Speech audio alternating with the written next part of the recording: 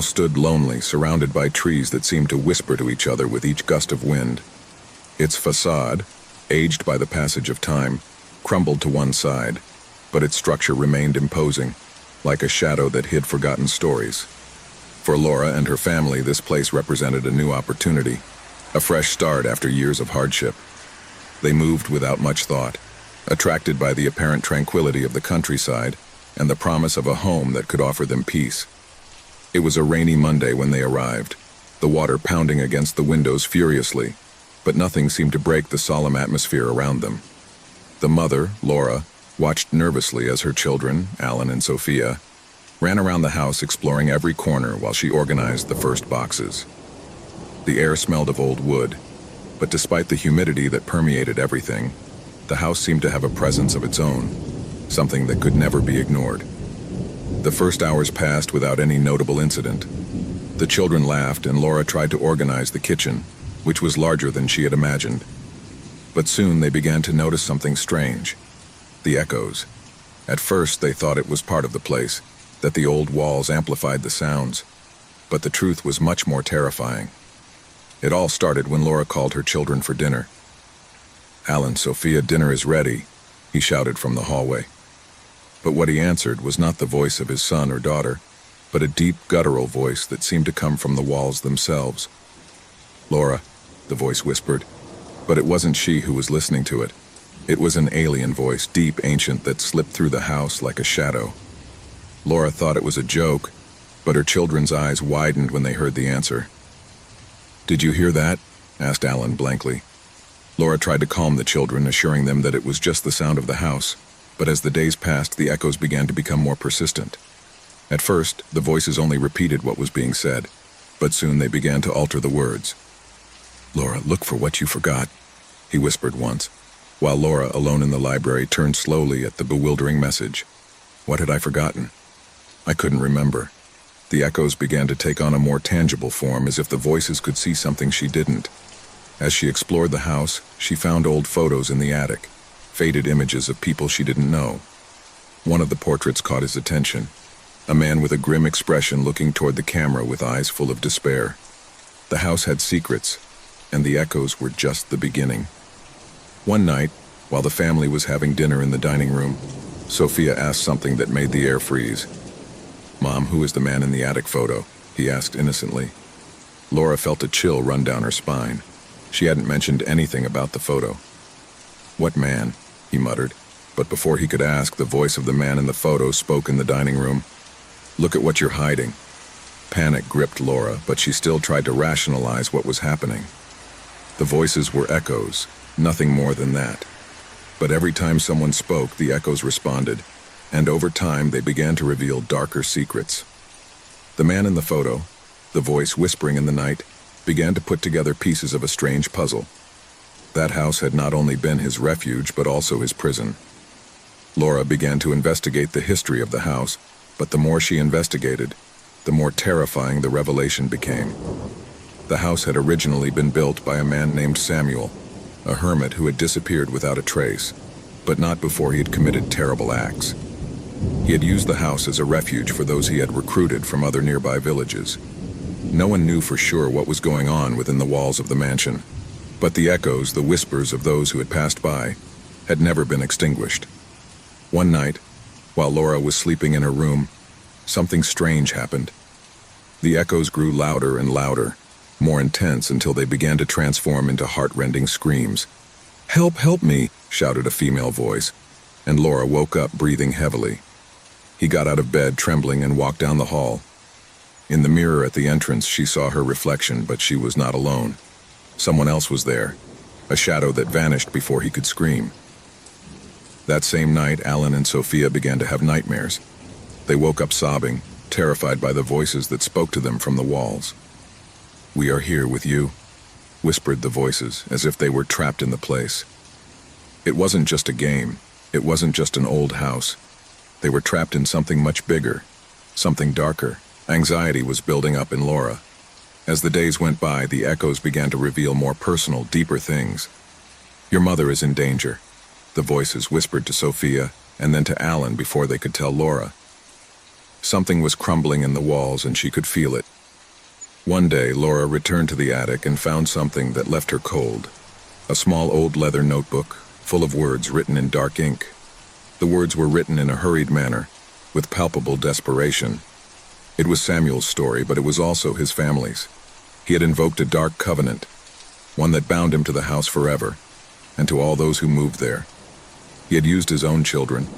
He had done horrible things to them, and the echoes were their trapped souls doomed to repeat their cries eternally. Laura tried to destroy the notebook, burn it, but the echoes increased in intensity, and the voices began to scream louder. "You can't escape," said the voices, ringing in their ears, filled with hatred and despair.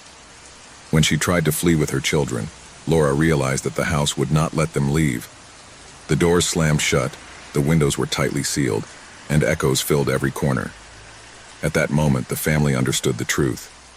The echoes were not only voices that responded to what they said, they were voices that revealed what had happened in the house, the sins committed by those who had lived there before. And now the family was caught in that same curse.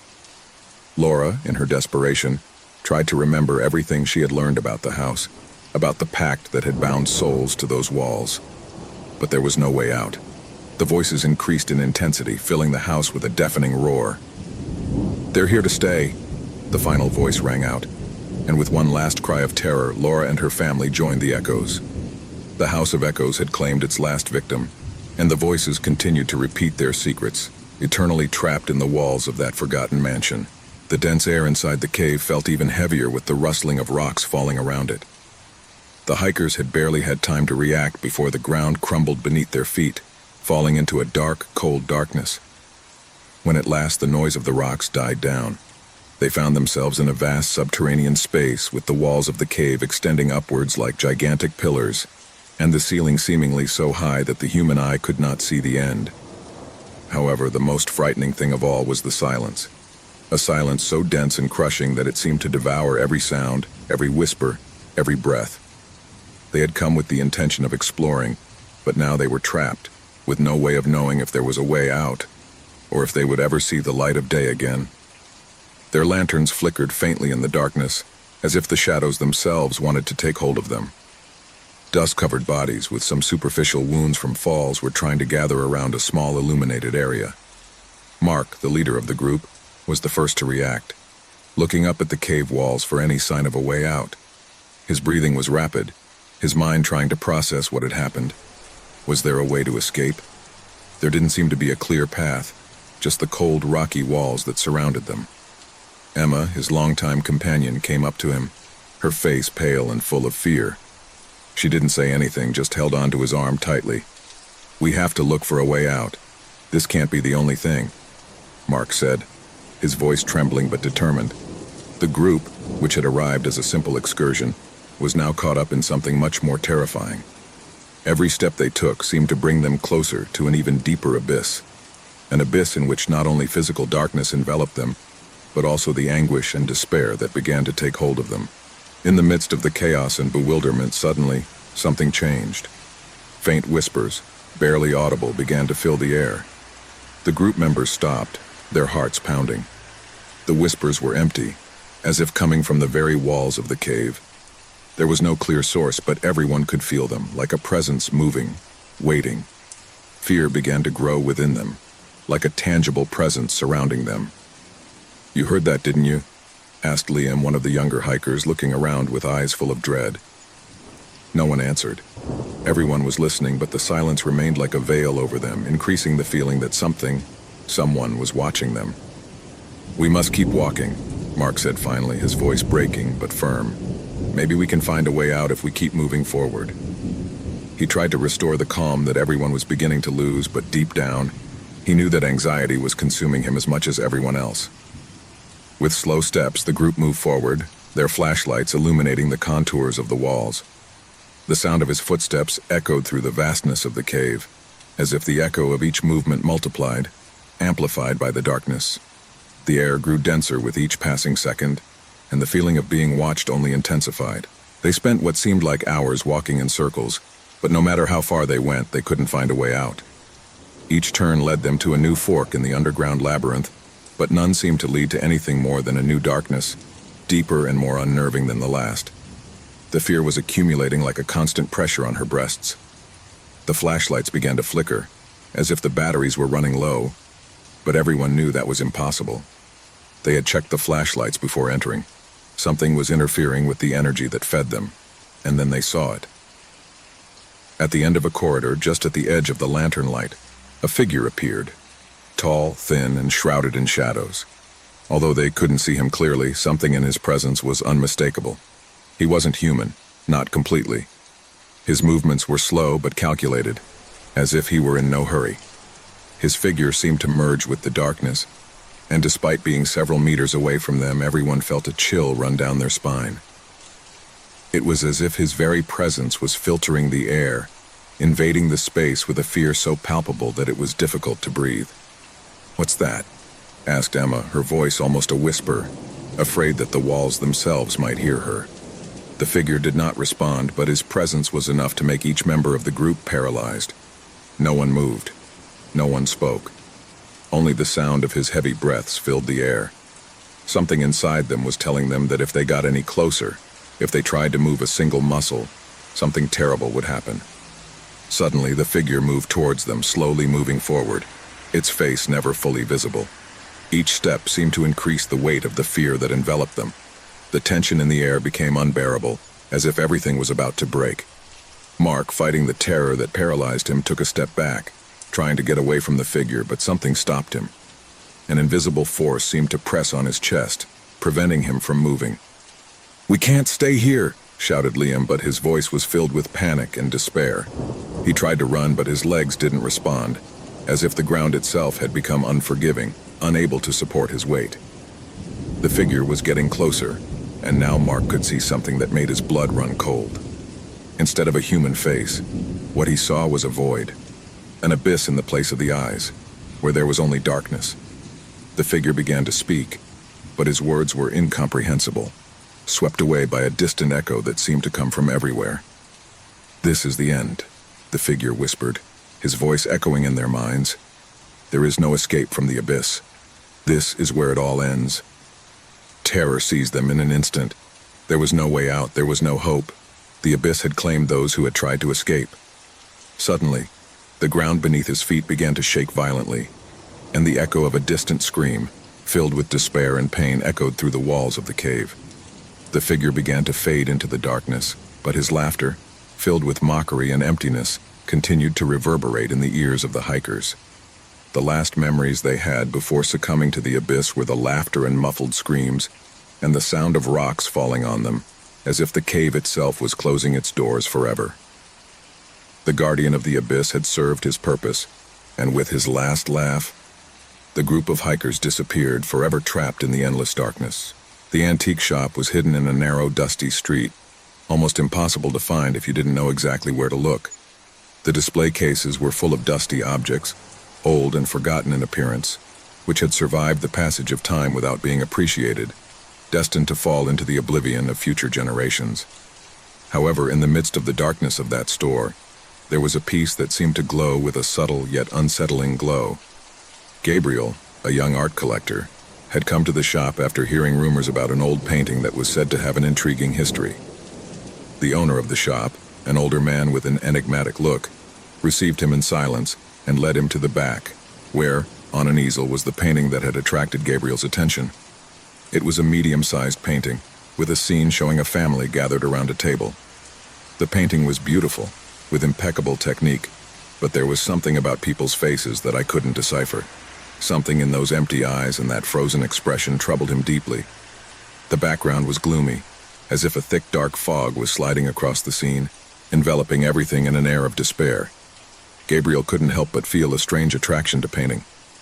Although his friends and colleagues at the art gallery warned him, something inside him told him that the piece should be his. The price asked by the old owner seemed derisory for a work of such quality, and despite the old man's non-verbal warning, Gabriel did not hesitate to make the purchase. Once at home, the painting was carefully placed on the main wall of the living room, right in front of the fireplace. That same night after dinner, Gabriel sat in front of the painting, observing the details, trying to understand what made the work unsettling about it. The image attracted him, enveloped him, as if the painted figures were trying to speak to him, to call him to something beyond the canvas. The first change occurred during the early morning, when moonlight filtered through the windows and reflected on the canvas. Gabriel, still awake, stood up at the sound of a slight creak, as if the painting itself were moving. He looked up at the wall where the paint seemed to have changed slightly. The figures in the painting were no longer in the same posture. The woman who was sitting on the right of the table, smiling at the painting, now seemed to be staring at Gabriel. His eyes had become darker, deeper, as if that woman's gaze was watching him directly through the painting. A shiver ran down Gabriel's spine. He tried to rationalize what he had seen, thinking that perhaps the light and shadow played tricks on his eyes. But as the days went by, the alterations in the painting became more noticeable. Every night the scene was modified, albeit in a subtle way. The faces in the painting were beginning to show more distressed expressions. The figure of the man in the center, which at first seemed a reassuring figure, began to distort. His face lengthened, as if the painting were taking on a life of its own. Gabriel began to notice that, even though the figures seemed inert during the day, every time he turned off the lights, the eyes of the characters in the painting seemed to move towards him. One night, while studying the painting, something even stranger happened. The scene was completely altered. The painting family was no longer gathered around the table. Instead, the characters seemed to be facing each other, their faces disfigured by terror. The man in the center of the table seemed to be screaming, but he made no sound. The figures were surrounded by a thick fog, as if the painting itself was being swallowed by something dark and ominous. Gabriel felt trapped in a nightmare. He began to see shadowy figures reflected on the surface of the canvas. I couldn't take my eyes off the painting, but at the same time I felt a growing sense of anguish. He decided to research the history of the painting, looking for any clue as to its origin. However, what he found only plunged him further into mystery. There were no records of that work, nor of the family portrayed in it. The only thing he could find was a hidden note on the back of the painting that read, "Darkness takes away what it touches." This note, written in an ancient calligraphy, appeared to be marked with a red stain, as if it were blood. One afternoon, when returning from work, Gabriel found the painting completely changed. The scene had advanced. Now it showed the characters in what seemed an even more disturbing scenario.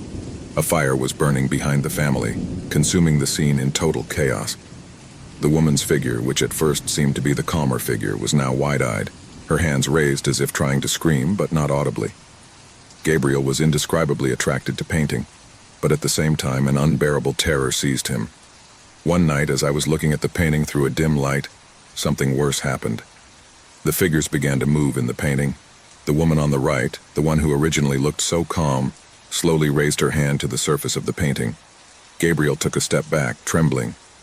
A shrill scream echoed through his head, a sound of despair and pain. Suddenly, the woman's figure began to slowly fade away, as if she was being absorbed by the fire at the bottom. Every time I looked at the painting, something else changed, something creepier. The characters were no longer only horrified, but seemed to be suffering, as if the painting was taking their lives. Gabriel began to feel a presence, something that slipped behind him, watching him as he looked at the painting. I couldn't escape that feeling that I wasn't alone. Then something even more terrifying happened. During one of his sleepless nights, Gabriel woke up with a feeling of tightness in his chest. He looked at the painting and saw something he had never imagined. One of the figures in the painting, the man sitting at the table, had disappeared. Instead, he was himself staring from the canvas. The painting had captured him. Terror seized him. Gabriel tried to move away, but his eyes could not stop looking at the painting. The man in the painting, now with his face distorted, began to slowly move towards the edge of the painting, as if he was trying to break through the canvas. Gabriel jumped up, but the figures began to lengthen and twist, emitting whispers that echoed in his mind. The worst of all was when one of the figures began to call him by his name. Gabriel heard clearly the whisper of his own voice emerging from the painting. "Gabriel, come here." The feeling of despair completely invaded him. His mind became cloudy, and fear consumed him. He ran to the door, but when he tried to open it, the painting seemed to come to life. His eyes full of terror looked at him, and he felt that he was being pursued. The figure of the man in the painting, now with a macabre grin, began to stretch towards him, as if trying to reach for him. Gabriel could not escape that oppressive atmosphere. The man in the painting drew nearer and nearer until, with a last cry, he disappeared from the canvas, leaving only the dense fog that enveloped the scene. Suddenly, everything in the room went dark. Painting was no longer just an image on the canvas. Gabriel could no longer distinguish between the real world and the painting, as if the painting had completely absorbed him. Fear, terror, and despair surrounded him, as he watched the scene of the painting slowly unravel, taking with it the only reality he knew. The painting had served its purpose. Daniel's apartment had always been his refuge, a place where the stillness of the night offered him the calm he needed so much after a tiring day. A space where shadows seemed to whisper secrets that only lonely people could understand. He had lived alone for years after the separation from his wife, and although loneliness sometimes overwhelmed him, he had learned to live with her. Life had lost its luster, but at least it remained stable. One night, as he was getting ready for sleep, Daniel noticed something strange. The digital clock light, which always flickered in the darkness of his room, seemed even dimmer than usual. Everything in the apartment was the same. The furniture in place, the TV off, the fresh air seeping through the cracks in the window. Everything seemed normal, but there was something unsettling in the air. Something I couldn't identify. He settled under the covers and closed his eyes, waiting for the dream to come as usual. However, that night something different happened. A whisper, low and barely audible, seeped into his consciousness. He thought it was a dream at first, but when he tried to ignore it, the voice became clearer, closer. Daniel. The sound of his name, so clear in the gloom, made his skin crawl. It couldn't be possible. No one else was there.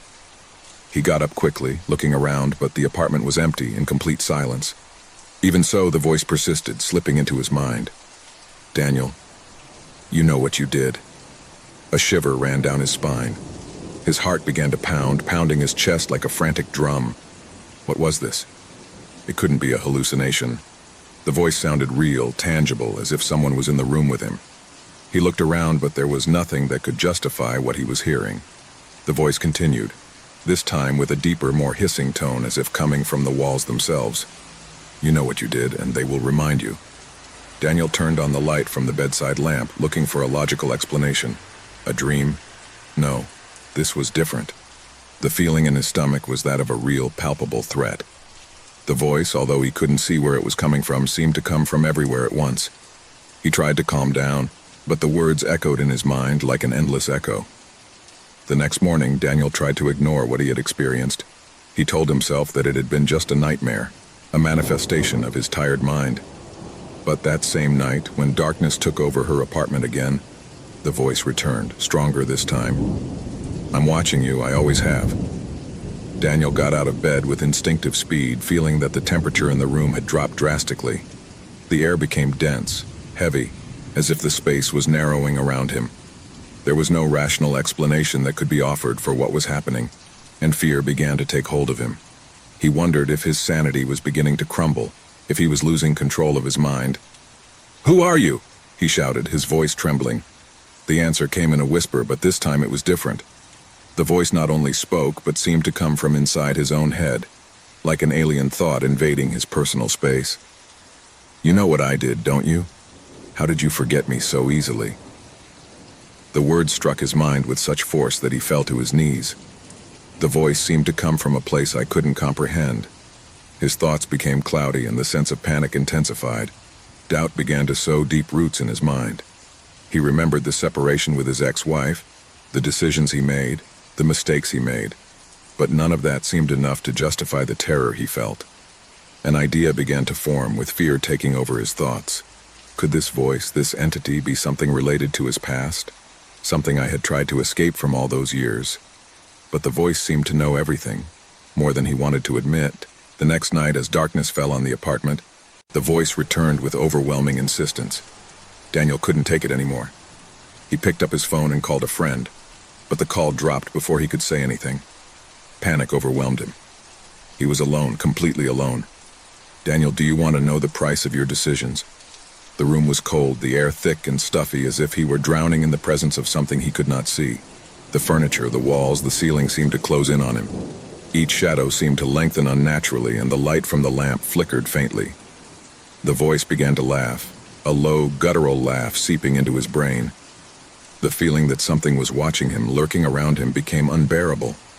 Daniel felt as if something was dragging him along, something dark that took hold of his soul, squeezing it, making him relive his worst fears. You can't escape. You never can. Suddenly the sound of footsteps echoed in the hallway. They were slow, heavy steps, as if someone were walking with deliberate calm, approaching his door. Daniel's mind began to fragment. The voice continued to whisper, but he could no longer distinguish between reality and the nightmare that had taken hold of his mind. He got out of bed, but his legs didn't respond well. Anxiety dominated him. His breathing was agitated, and fear had paralyzed him. When he tried to open the door to get out, something stopped him. The door was locked from the outside, and a cold, invisible hand seemed to hold it firmly. You know what you did. Remember? The voice was much closer now. Terror seized him. His mind struggled to find a way out, but the shadows, thicker and denser, seemed to close in on him. He couldn't run away from his own darkness, from his own memories, from the decisions he'd made that were now in some way condemning him. Suddenly the door opened with a blood-curdling creak. Daniel took a step back, watching in horror as the figure of a woman appeared at the entrance. His eyes were empty, lifeless, and his face was a mask of pain and suffering. The woman walked toward him with terrifying slowness, as if every step she took was a sentence. Do you remember me, Daniel? It was as if the voice that had been harassing him for so long had finally taken shape. The woman in front of him seemed to be a manifestation of his own demons, his own guilt. Fear completely paralyzed him as the figure advanced toward him. He tried to scream, but his throat was closed and he couldn't make a sound. Do you remember me, Daniel? The voice repeated, this time louder, deeper, more terrifying. With a cry of despair, Daniel fell to the ground, his mind finally collapsing under the weight of the terror that had haunted him for so long. The woman leaned over him, her empty eyes fixed on his, and at that moment, Daniel understood. She was his ex-wife. The figure stared at him, smiling with an expression that mixed sadness and revenge. Before he could react, darkness completely enveloped him, and the last thing he heard was his own voice, whispering from somewhere inside his mind, I told you. You can't escape. The room fell silent and the light went out. The shadows returned to the place where they had always been, but this time the dark presence had won. Daniel never woke up. Ever since he moved into the old apartment building, Javier had felt a strange presence. It wasn't something tangible, but a nagging sense of being watched. The building, with its narrow corridors and mold on the walls, seemed to have a life of its own. However, what worried him most was not the age of the place, or even the strange noises during the night. What really disturbed him was the absolute silence during the day, as if the building was waiting for something or someone. When Javier signed the contract, he was excited. He had been looking for a place where he could live alone, a refuge where he could focus on his work and be away from the hustle and bustle of the city. The price was incredibly low, almost too good to be true, but the realtor, an older man with a serious look, assured him that there would be no problem. However, he did not tell her everything. The first night was quiet until something strange happened. Javier woke up in the middle of the night, startled by a feeling of discomfort. I felt like something wasn't right, but I couldn't identify what it was. The air in his apartment was heavy, dense, as if someone was standing in the same room watching him. At first he thought it was darkness playing tricks with his mind, but when he looked down the hall, he could swear that he saw a slowly moving shadow. It wasn't the first time she'd moved. I had been to several places before, and I had never experienced anything like it. Even though I was used to moving and living in new places, something about this apartment seemed different. The air was charged with an energy that kept him alert, a heavy energy, as if something was trapped in that place and couldn't escape. At first, Javier tried to ignore him. He thought it was his mind, perhaps too tired from the stress of moving and adjusting to his new routine. But as the days passed, the feelings of discomfort only got worse. Every time he found himself in the hallway, he felt something following him. But when he looked back, there was nothing. It took several weeks before he decided to investigate the apartment's past. The realtor hadn't told her much about the previous tenants, only that the unit had been empty for several months. Javier felt that he needed to know more, as if that knowledge could help him understand why he felt that he was not alone. It was then that he met the neighbor of the apartment next door, a middle-aged woman named Mariana. She was sitting in the doorway, apparently waiting for someone to come by. Javier, with his natural curiosity, approached and struck up a conversation. "Do you know anything about apartment 304? He asked, pointing to her door. Mariana stared at him for a few seconds before answering. Something in his eyes didn't seem to want to talk about it, but finally, he sighed. "That place. He's not like the others," he said quietly. "The last tenant disappeared. Nobody knows what happened to him, but the building was never the same after that." Javier frowned, confused. "Did it disappear? How? What do you mean he was never the same?" Mariana looked at him again, this time more cautiously. "That person never came back. It wasn't a simple abandonment, you understand? It was as if it had vanished. And after that, strange things started to happen. People have stopped living there. They have had experiences. Nobody wants to talk about it, but maybe you should leave before something happens to you." Javier felt a chill run down his spine. He didn't know if what Mariana was saying to him was a joke, a superstition, or something more serious. However, he couldn't ignore the lingering feeling he had since moving in. It was as if the apartment was imbued with a dark energy that constantly surrounded him. That night, as he was getting ready for sleep, he heard a soft whisper coming from the hallway. It was almost inaudible, but enough to startle him. I didn't understand where it came from, but I couldn't stop thinking about what Mariana had said. The feeling of being watched intensified, as if something was waiting outside his door, waiting to enter. Determined to find out the truth, Javier began to investigate more about the apartment. In the building manager's office, he gained access to the old records. There he found an entrance that mentioned the last tenant of 304, a man named Ivan Paredes. According to records, Ivan had been an ordinary man with no criminal record, someone who had lived in the building for nearly 2 years before disappearing without a trace. There were no signs of a struggle in his apartment. There was nothing to indicate that something had gone wrong, except for the nagging feeling that something had vanished. No one in the building seemed to know more, but Javier could sense that there was something dark hiding, something he couldn't fully comprehend. As the days passed, the presence in the apartment became more intense. Every night, Javier woke up with the feeling that someone was in his room, standing next to his bed, watching him in silence. At times, he felt cold breathing on his face, and when he turned around, he found no one. The shadows seemed to move along the walls, twisting and changing shape as if they were taking on a life of their own. The straw that broke the camel's back was when, one night, Javier woke up to find his mirror fogged up, but with something written on it. The letters seemed to form slowly, as if something invisible was writing the words in the cold mist of the glass. "I'm looking at you," he said. Fear took hold of him, and he knew he could no longer ignore it. It was as if Ivan, the former tenant, had never left the place. Something in his spirit had been trapped, doomed to wander around the apartment looking for a way to communicate. Javier tried to seek help, but all efforts were in vain. No one in the building seemed willing to talk openly about what was going on there. Mariana refused to say more, and the other neighbors simply walked away as if afraid to face the truth. Javier tried to do everything he could to flee from the presence, but he was trapped. One day, when he entered his apartment, the door slammed shut behind him and the light went out. It was completely dark, unable to move or find a way out. He felt a pressure in his chest, as if someone was choking him, and then he heard a voice, soft but clear, whispering in his ear, "I'm waiting for you." The door slammed open, and Javier ran out of the apartment, trembling with terror. He knew that something in the apartment would not let him go. It had been an illusion to think that he could escape the curse that had taken over the place. Fear would haunt him forever. The spirit of the last tenant, Ivan, would never leave him. Somehow, Javier had now become part of the cycle, and the apartment would follow him, trap him in its web. It didn't matter how far it went. The darkness would always find its way to him, and there would be no escape. The last tenant was not just a story of a lost spirit, but of a far more powerful force, something that transcended death and life itself, something that could never be forgotten. It was a dark and cold night when, after hours of driving on desolate roads, David finally saw the lights of the forgotten hotel.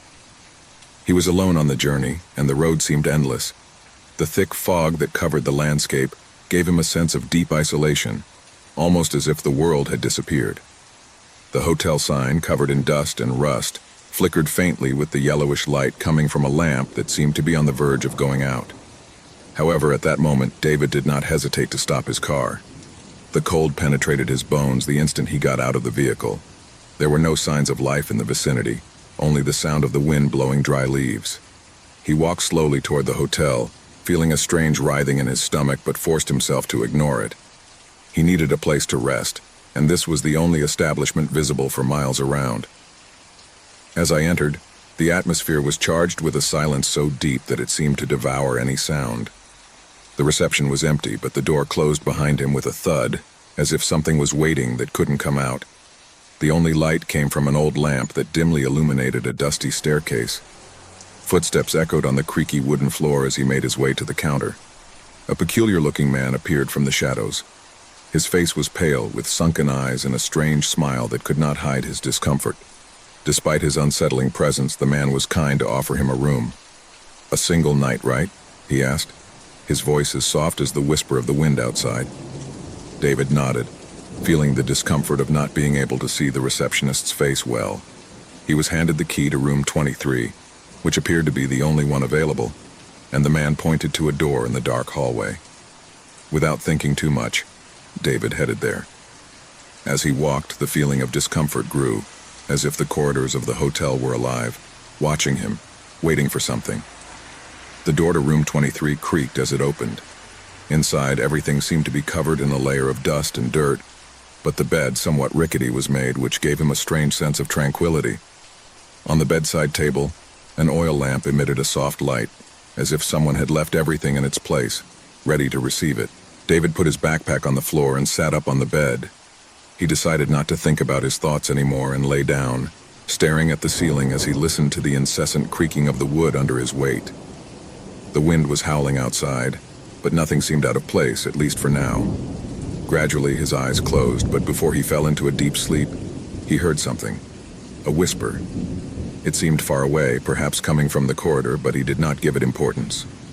As the night wore on, the sound became clearer, more insistent. It was a low murmur, as if someone were speaking in a low voice, barely audible but constant. David tried to ignore it and covered his head with his pillow. However, what troubled him most was not the whisper, but the feeling that someone else was in the room with him. The next morning, he woke up sweating. He had had a vivid nightmare filled with shadows and echoes of voices surrounding him. The sunlight barely came through the windows, but he decided it would be best to get out of there as soon as possible. However, when trying to leave, something strange happened. The door to the room wouldn't open. He tried to turn the handle hard, but it wouldn't move. A cold sweat began to run down his forehead as he felt panic wash over him. Suddenly, a soft, distant laugh could be heard behind him. He turned quickly, but no one was there. Fear caught up with him quickly, and his breathing quickened. He started banging on the door in desperation. But when he looked down, something caught his attention. On the ground, there were footprint marks as if someone had walked there. They were large and heavy, and seemed to vanish into thin air as if they had never existed. The atmosphere in the room felt denser, and a shudder ran through his body as he saw footprints begin to form around him. The door slammed open, leaving him with his heart racing and his body tense with fear.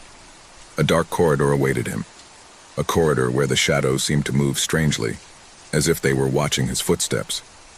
He advanced cautiously, fearing what he might find, but when he reached the end of the hall, he saw a figure. A man standing in front of the window, staring out. The man was of a slim build with a gloomy face, and his figure seemed to emanate a sense of deep sadness. David approached, but the man did not move. When he was close enough, the man spoke without turning. "Did you stay overnight?" he asked, his voice soft, like a whisper lost in the wind. David nodded, not knowing what to answer. The man turned it around slowly, and that's when David saw it right. His face was marked by scars and wrinkles, but the worst thing was his empty gaze, as if his soul had been ripped from his body. The feeling of terror enveloped David, and he felt a shudder in his spine. "This hotel is full of shadows," the man continued. "Shadows of those who died here. No one leaves, no one escapes." David backed away, feeling the terror paralyze him. He wanted to flee, but his legs did not respond. The man began to walk toward him, and with each step, his body faded further until he became a shadow, an ethereal presence surrounding David. "You're going to stay here with us, just like the others." The room began to darken around him. The light from the oil lamp suddenly went out, and the corridor was filled with twisted shadows, figures floating aimlessly, slowly moving towards him. The feeling of despair enveloped him. he was no longer alone. The place became a prison, and the shadows of the people who had died there surrounded it. "This place never closes," whispered the shadow, "and you won't go out either." David tried to scream, but his voice wouldn't come out. His whole body was paralyzed. The shadows enveloped him, and somehow he knew that his soul would be the next to be trapped forever. The doors of the hotel crashed shut, and the darkness consumed him completely. There were no more screams, only the eternal whisper of the lost souls that still wandered through the forgotten hotel. Years ago, archaeologist Enrique Martinez had dedicated his life to the study of ancient cultures. Since he was a child, he had been attracted by history and vanished civilizations. He had traveled continents, unearthed secrets, and unraveled enigmas. But what awaited him that afternoon at an excavation in a remote South American village would surpass anything he had seen before. An old legend circulating in the local community told of a reliquary, an object of ancient power that possessed the ability to unleash the worst of horrors. In the village, they called it the Reliquary of Death. No one dared to approach the excavation area for fear that the dark forces would awaken. However, Henry, with his insatiable desire for knowledge and his skepticism about such stories, ignored the warnings and decided to delve deeper into the search. One day, after weeks of meticulous work, Enrique and his team discovered something they didn't expect. Among the rubble of a structure that dated back centuries, something metallic glowed faintly in the sunlight. At first, he thought it was just a piece of pottery, but as he cleaned it with great care, he soon realized that it was a locket, small but adorned with intricate engravings and strange symbols that seemed to move as he looked at them. With trembling hands and a mixture of excitement and caution, Henry grasped the locket. The piece seemed to have a life of its own. The aged gold shone in a way that hypnotized him. However, a shiver ran down his spine when, as he opened the locket, he felt a dark energy that was unleashed with a rumble that echoed in his chest. Suddenly, an icy air invaded the place, and the shadows seemed to lengthen, as if they wanted to devour him. Enrique took a step back, looking for the locket with his eyes, but it was too late. The evil had been released. Darkness took over his mind, and something inside him whispered, though he couldn't understand it. A heavy silence descended upon the camp. The men around him began to feel him, as if an unknown presence was stalking them, watching them from the shadows. That night, the first strange events began. The air grew heavier, the stars shone brightly, but they offered no comfort, only a warning. Enrique was alone in his tent when, suddenly, a feeling of extreme cold enveloped him. At first he thought it might be the wind, but he soon realized that it was not natural. The light of his flashlight flickered, then went out, and in the darkness he could hear a low, deep whisper, like the murmur of voices rising from the bowels of the earth itself. His hands trembled as he reached for his lighter, but as he did so, something stopped him. A pair of red eyes flashed in the darkness, watching him, looking at him with terrifying intensity. Enrique felt his heart racing, terror running through his skin. He tried to scream, but his voice choked in his throat, as if an invisible force was oppressing him. His eyes drew closer and closer until Enrique felt that he was about to be dragged into that darkness. The vision suddenly faded. The store returned to calm, but Enrique knew that it had not been a dream. Something had changed inside him. The locket had not only released an evil force, but it had also left a mark on his soul. The next day, he tried to continue his work, but the atmosphere grew denser each time he approached the locket. The men in the camp began to abandon the excavations, terrified by the manifestations of the paranormal that happened every night. The voices whispered louder, and the shadows seemed to move unnaturally. Many of the workers said they saw shadowy figures slipping into the corners of their eyes. Some even began to fall ill inexplicably. A couple of days later, Enrique began to experience horrible nightmares. In his dreams, he saw a figure wrapped in a dark cloak, with red eyes and a sinister smile. The figure called him, invited him to join her, to follow the path to death. Every time I woke up, I felt like I wasn't alone. An invisible presence watched him, always close. One night, in an attempt to stop what he had unleashed, Enrique returned to the place where he had found the locket. He was determined to seal it again, to return it to the place where it belonged. But when he arrived, he realized that he could not do it. The shadows around him grew thicker and the air became thick as lead. Each step he took toward the locket, the stronger the pressure felt. It was as if the earth itself was alive, rejecting him. Finally, when he reached for the locket, something changed. The ground began to shake, and a deafening sound filled his ears. It was the creaking of the bowels of the earth. Suddenly, a figure materialized in front of him, shrouded in absolute darkness. He had no face, just an endless shadow. His voice echoed in Enrique's mind. "Do you think you can stop the inevitable? Do you think you can escape the fate that belongs to you?" Enrique tried to take a step back, but his body was unresponsive. The figure surrounded him, and darkness took over his being. The screams of his fellow diggers, who had returned in search of answers, coalesced into the air, echoing in his mind like a distant echo. Then, everything vanished. When Enrique woke up, he was in a dark place, surrounded by shadows. I didn't know if he was alive or dead, but it didn't matter. The reliquary had already fulfilled its purpose. He had unleashed the evil he had sought so much. The terror was complete. The story of Enrique Martinez disappeared from the face of the earth. No one knows what happened to him or his team. The records of the excavation were destroyed, and the reliquary never reappeared. Some say that echoes of their cry can be heard when the moon is full, echoing through the air as a warning to those seeking ancient objects with desires for power. The reliquary of death is still waiting, in some hidden place, for whoever dares to unleash terror once again. Every night at exactly midnight, the sky darkened with a dense and heavy fog, while the first drops of the storm fell on the city. No one knew where they came from, or why they appeared so punctually. It seemed like a blessing at first, freshening the air and bringing relief to the sweltering warmth of the city.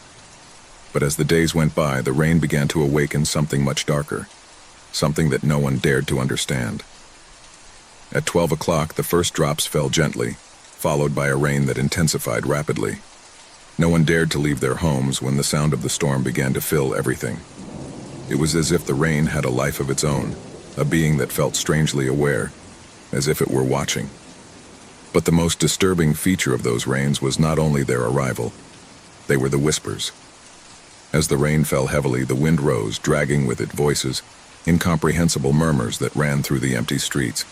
No one knew where they came from, but every night the whisper grew louder, closer, as if someone was right behind them, breathing into their necks. The figures also appeared, blurred shadows that faded when they were directly observed. Human silhouettes, but with an anomaly.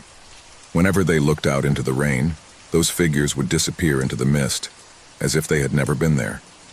Still, everyone knew they were there, lurking in the dark. The first to notice something strange were the children. Small creatures that, without understanding the danger, played in the rain. But the laughter soon turned to terrified screams. Those who played near the storm began to see those figures, and some even swore they had touched them. They said that the sensation was as if the figures' hands were cold and wet, and when they touched them, they felt a pressure that made them shudder to the bone.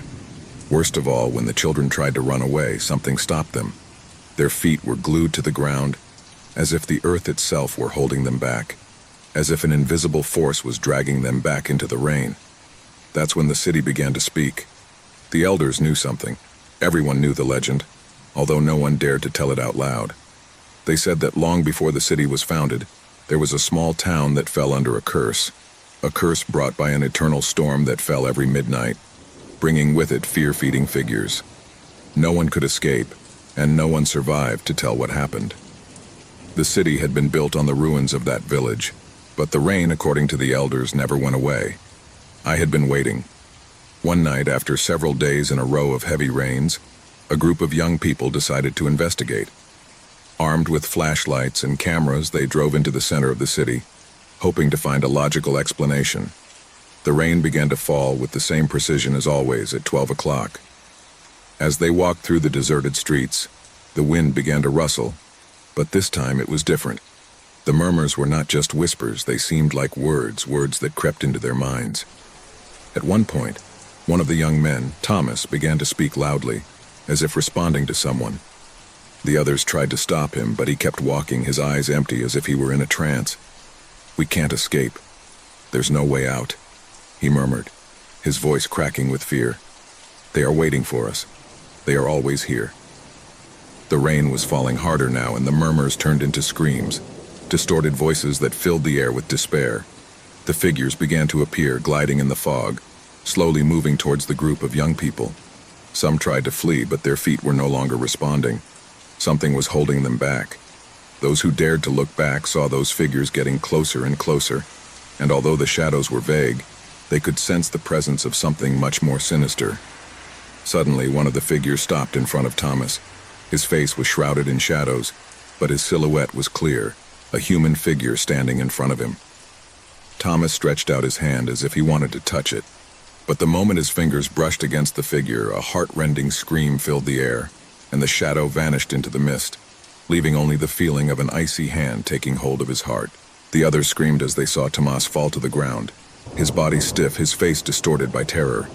No one could understand what had happened. They had tried to escape, but something kept them trapped in that place.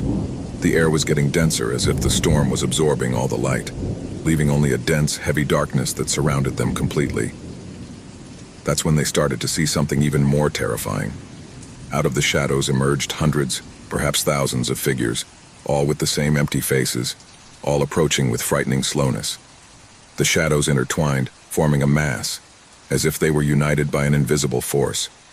The air was filled with whispers, murmurs of voices speaking in forgotten languages in low, guttural tones that penetrated the brain.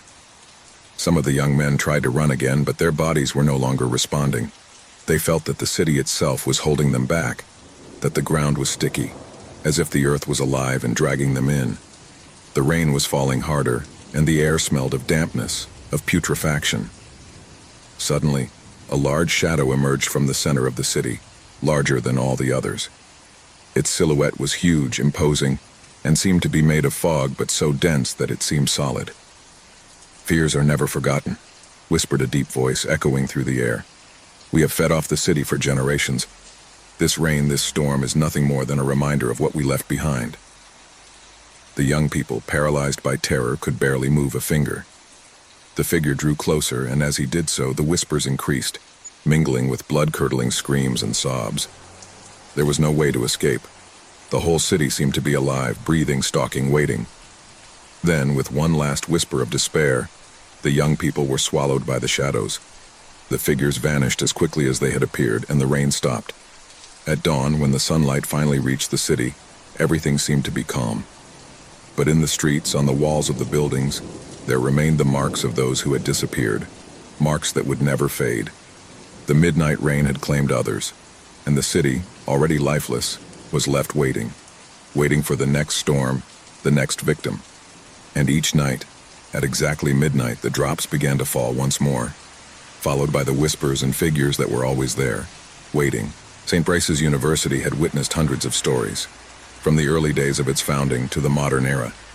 Its Gothic architecture, with its towering towers and dark corridors, inspired both respect and fear.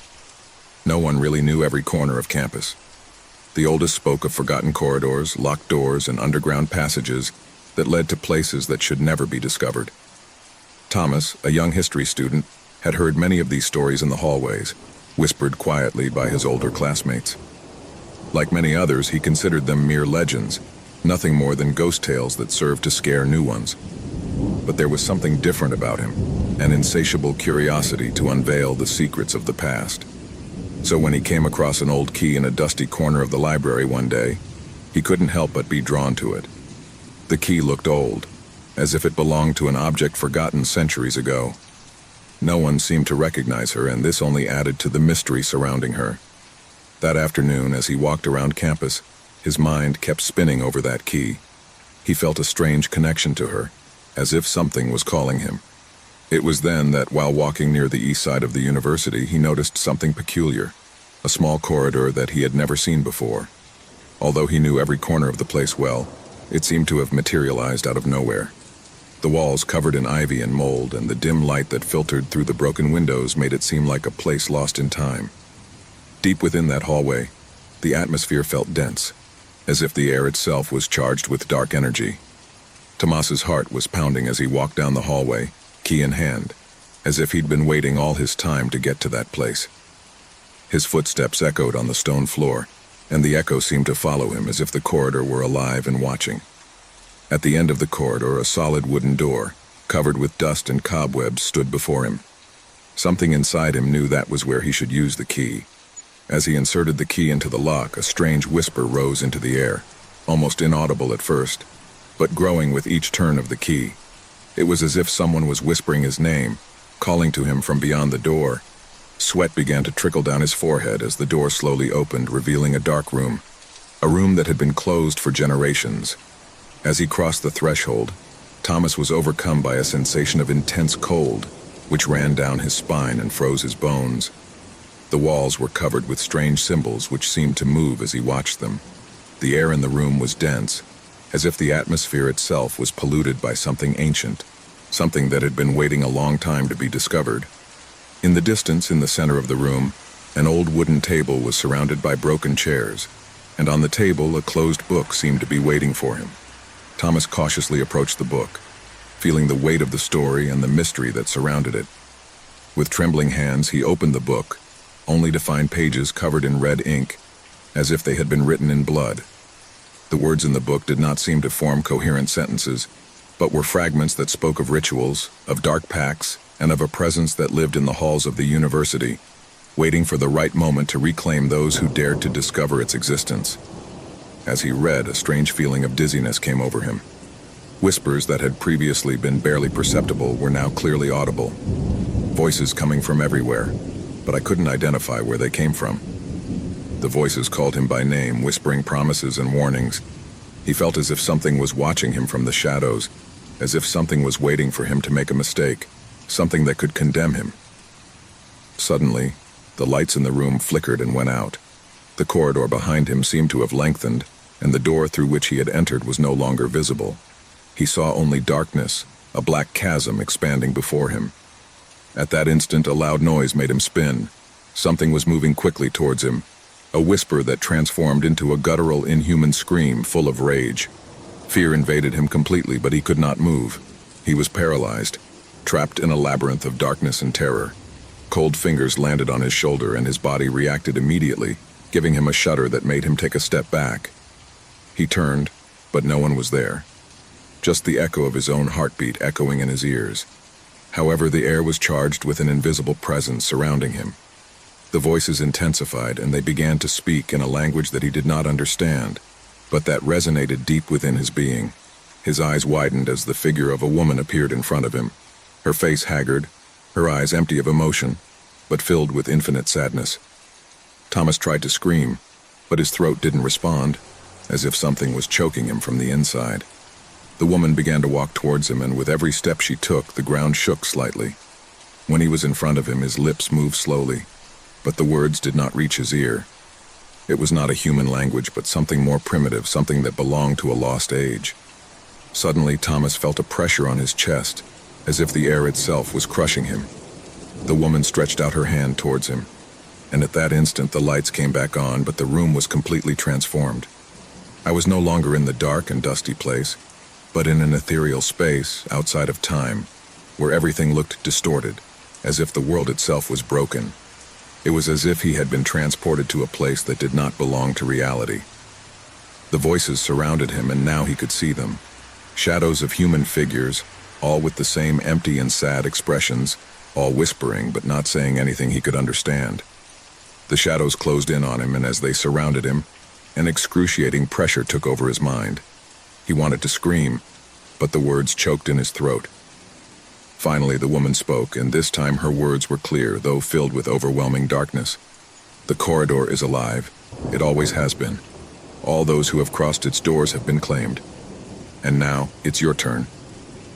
Panic took hold of him, but he couldn't move. The darkness surrounded him, and the voices called to him, full of despair, of pain. The hallway had been created to trap curious souls, to keep them trapped in an endless cycle, and now Thomas had become part of that cycle. The woman, now a shadowy figure, looked at him with infinite sadness, as if she were sorry. The hallway was never a physical place. It was a threshold, a line between the world of the living and the world of the dead, and once crossed, there was no turning back. Tomas never returned. The whispering hall closed behind him, and the voices died away, leaving only the echo of his lost existence. The mystery of St. Bryce's University continued, and the legends about the forgotten corridor grew more somber. No one else dared to look for that hallway, but those passing by swore they heard whispers, as if the hallway was waiting for the next victim. The small village of San Esteban, nestled in the mountains and surrounded by the thick forest, seemed a quiet place. The stone houses, the red-tiled roofs, and the cobbled streets gave a feeling of serenity, almost from another time. However, beneath that apparent calm, something dark and fearsome had stalked its inhabitants since time immemorial. Every evening, when the sun began to hide behind the trees and the cool night air began to fill the streets, a bell rang in the village church. It was not a normal bell. Its sound did not announce the time, nor did it call for prayer. Every time the bell rang in the air, someone in the village died. No one knew how or why, but everyone knew that the sound was an omen.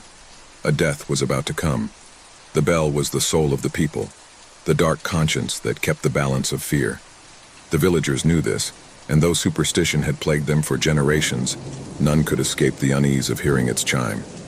The bell, with its deep, dull sound, was a sentence, and everyone lived under its shadow. Among the inhabitants of San Esteban, no one dared to ask too much. No one wanted to investigate the origins of the bell, for it had always been said that anyone who tried would meet an even more gruesome death.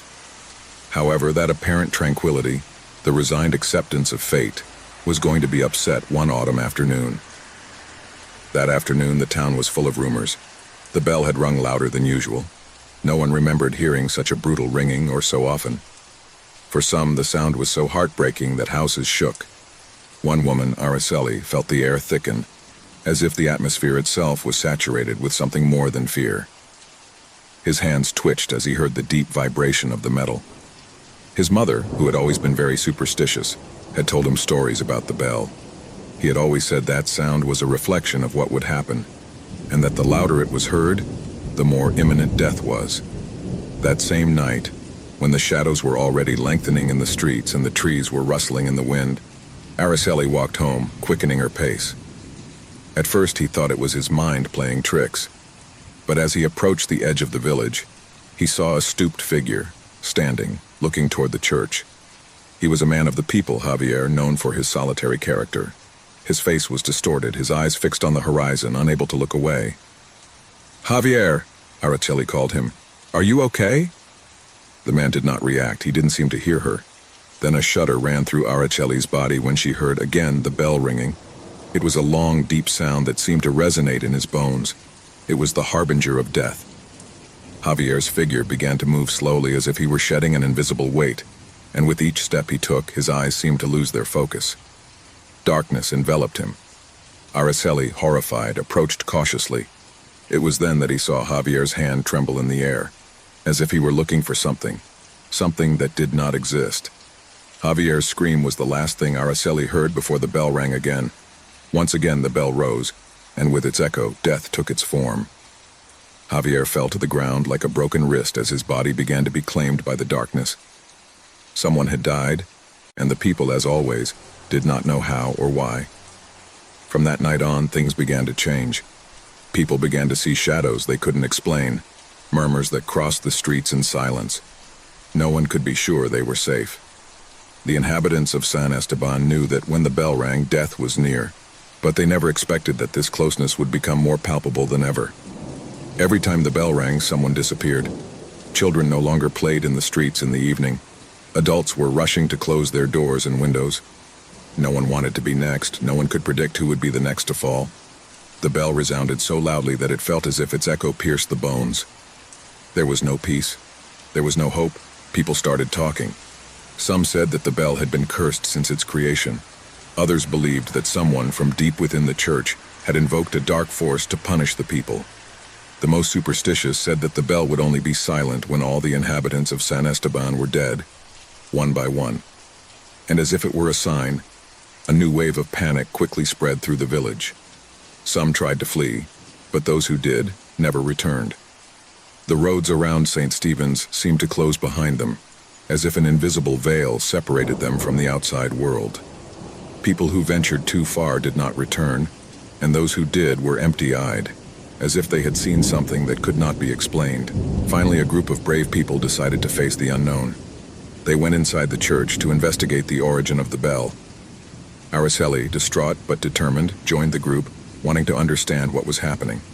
They couldn't sit idly by while death took away more and more people. What they found inside the church was more terrifying than anyone could have imagined. The bell, suspended in the air, seemed to radiate a dark energy, as if it were alive. No one dared to approach.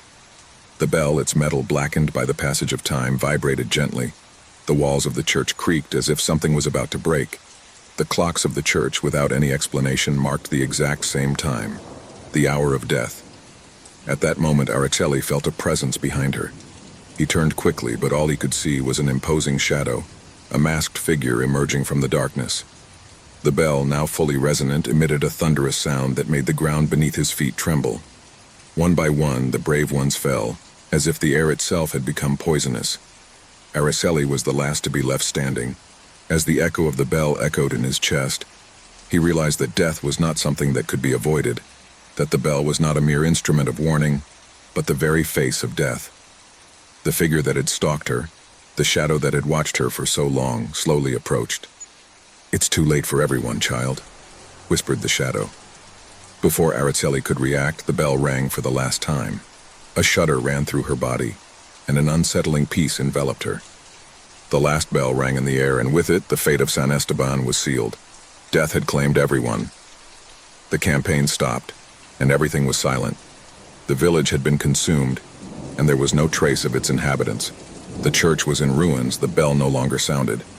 But in the fog that surrounded the town, its echo seemed to continue to resound.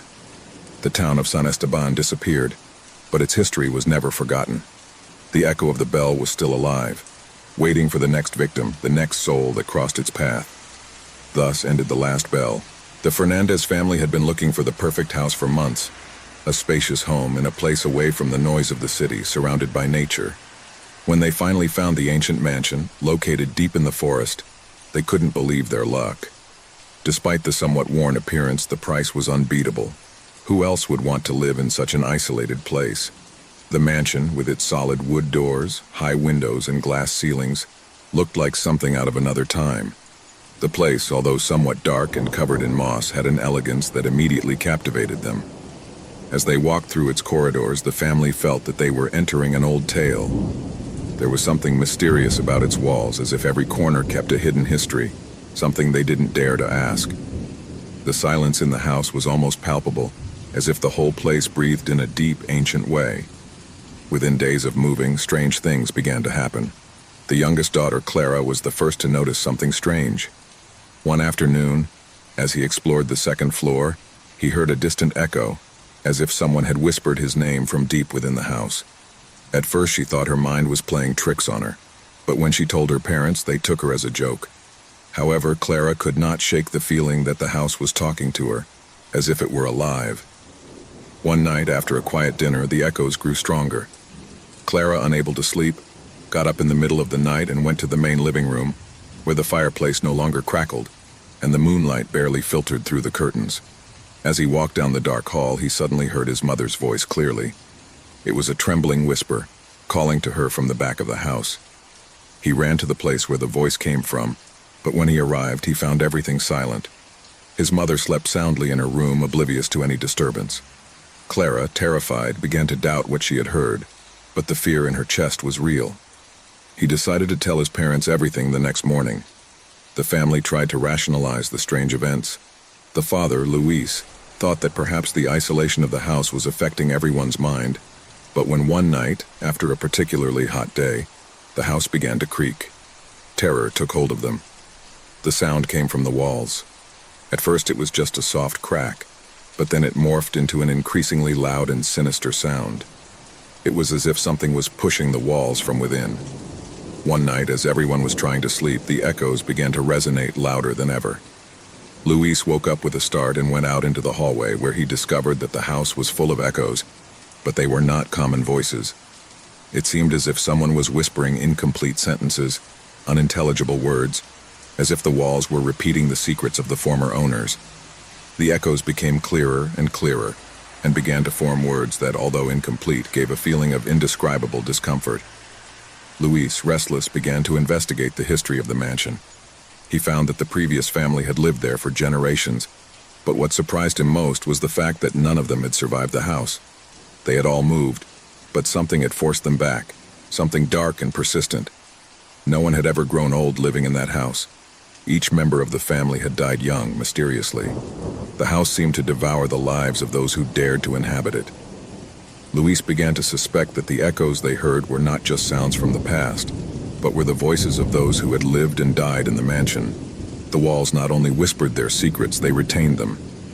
There was something evil about that place, something that trapped souls and held them prisoner. One night, Clara couldn't take it anymore. She ran out of her room, disoriented, as if she were being called by something invisible. She ran through the halls, the echoes following her, calling her name over and over again. When he reached the main hall, he stopped in his tracks. In front of her, in the mirror on the wall, she saw a figure. It was his mother, but his eyes were empty, hollow, as if the woman he saw was but a shadow of his former self. The figure smiled in a strange, twisted way, while his lips formed words that Clara could not understand. Terror invaded her, but she could not move, as if the house had trapped her in that very place. In the distance, the echoes began to rise, louder, clearer, until they became desperate cries. They were the voices of the former inhabitants of the mansion, calling for help, warning that it was too late. Luis came running to the classroom when he heard Clara's scream, but what he found left him paralyzed. There was no trace of her. Only the resounding echo of his name remained, repeating itself on the walls. In desperation, Luis tried to call the police, but in doing so, he discovered that the phone lines in the house were cut. No one outside that place could hear them. The family realized they were no longer alone. Something dark had awakened in the mansion, something that was not only watching them but was slowly devouring them. No one could escape the echoes that filled the house, which resounded louder and louder, like a sentence that never ended. As the weeks passed, the family began to fall apart. The echoes not only caught their voices, but also their minds. Their memories became distorted. Their emotions became erratic.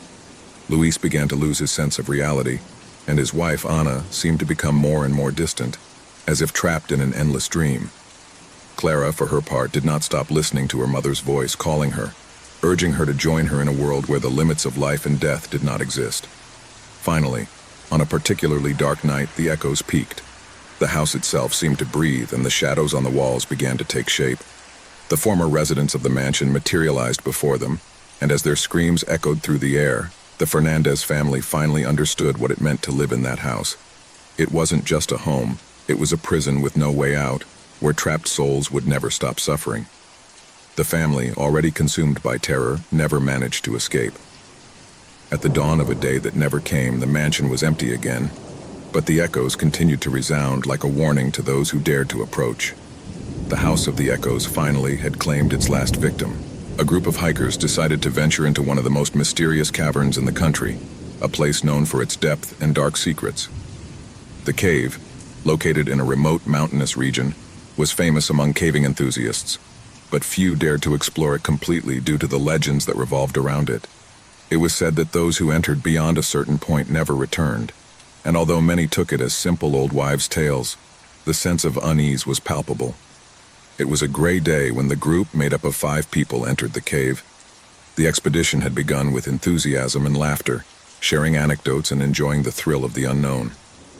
As they made their way through the narrow corridors, the air became denser and the temperature dropped, but still, no one seemed worried. Their lanterns cut through the darkness, creating long, twisted shadows on the rock walls. "Just a few more minutes, and we'll get to the deepest point," said Andrew, the group leader, with a confident smile. "It will be a challenge, but we will get through it without a hitch." But something began to change. At first, it was just a sensation, something subtle that others didn't seem to notice. A strange pressure in the air, as if the darkness itself were absorbing the light from their flashlights. As they advanced further and further, the cave seemed to transform. The corridors became narrower, the rocks sharper, and a piercing cold penetrated to the bone. "Why don't the flashlights shine well?" asked Laura, one of the youngest hikers in the group, staring at her flashlight in bewilderment. "No matter what I do, the light seems weaker." Andrew frowned, adjusting the light of his own flashlight, but he also noticed that the light was not as powerful as it should be. "It must be some kind of reflection or something with the walls," he said in a reassuring tone. "Humidity probably plays tricks." However, as they advanced, the darkness seemed to engulf them more and more. The walls of the cave were strangely smooth in places, as if the rock had been molded by an invisible hand. The sounds of their own footsteps became more and more muffled, as if the air was absorbing every noise they made. And in the silence, something began to disturb them even more. It wasn't just fear, but a deep, growing sense that something was watching them, stalking them from the shadows. "Did you hear that?" muttered Carlos, another member of the group. Everyone stopped and listened, but the silence was deep. There was no trace of life in the air, only an abyss of stillness. "I think it's the echo of our voices," Andrew said, trying to downplay the situation. "We're in a cave, after all." But no one could shake the feeling that they were not alone. Suddenly, one of the corridors widened, offering a small cave inside.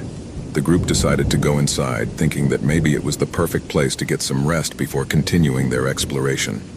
However, as soon as they entered, the air seemed to become heavier, as if something was accumulating around them. Laura looked around nervously. "There's something weird about this place. It's like vibrating."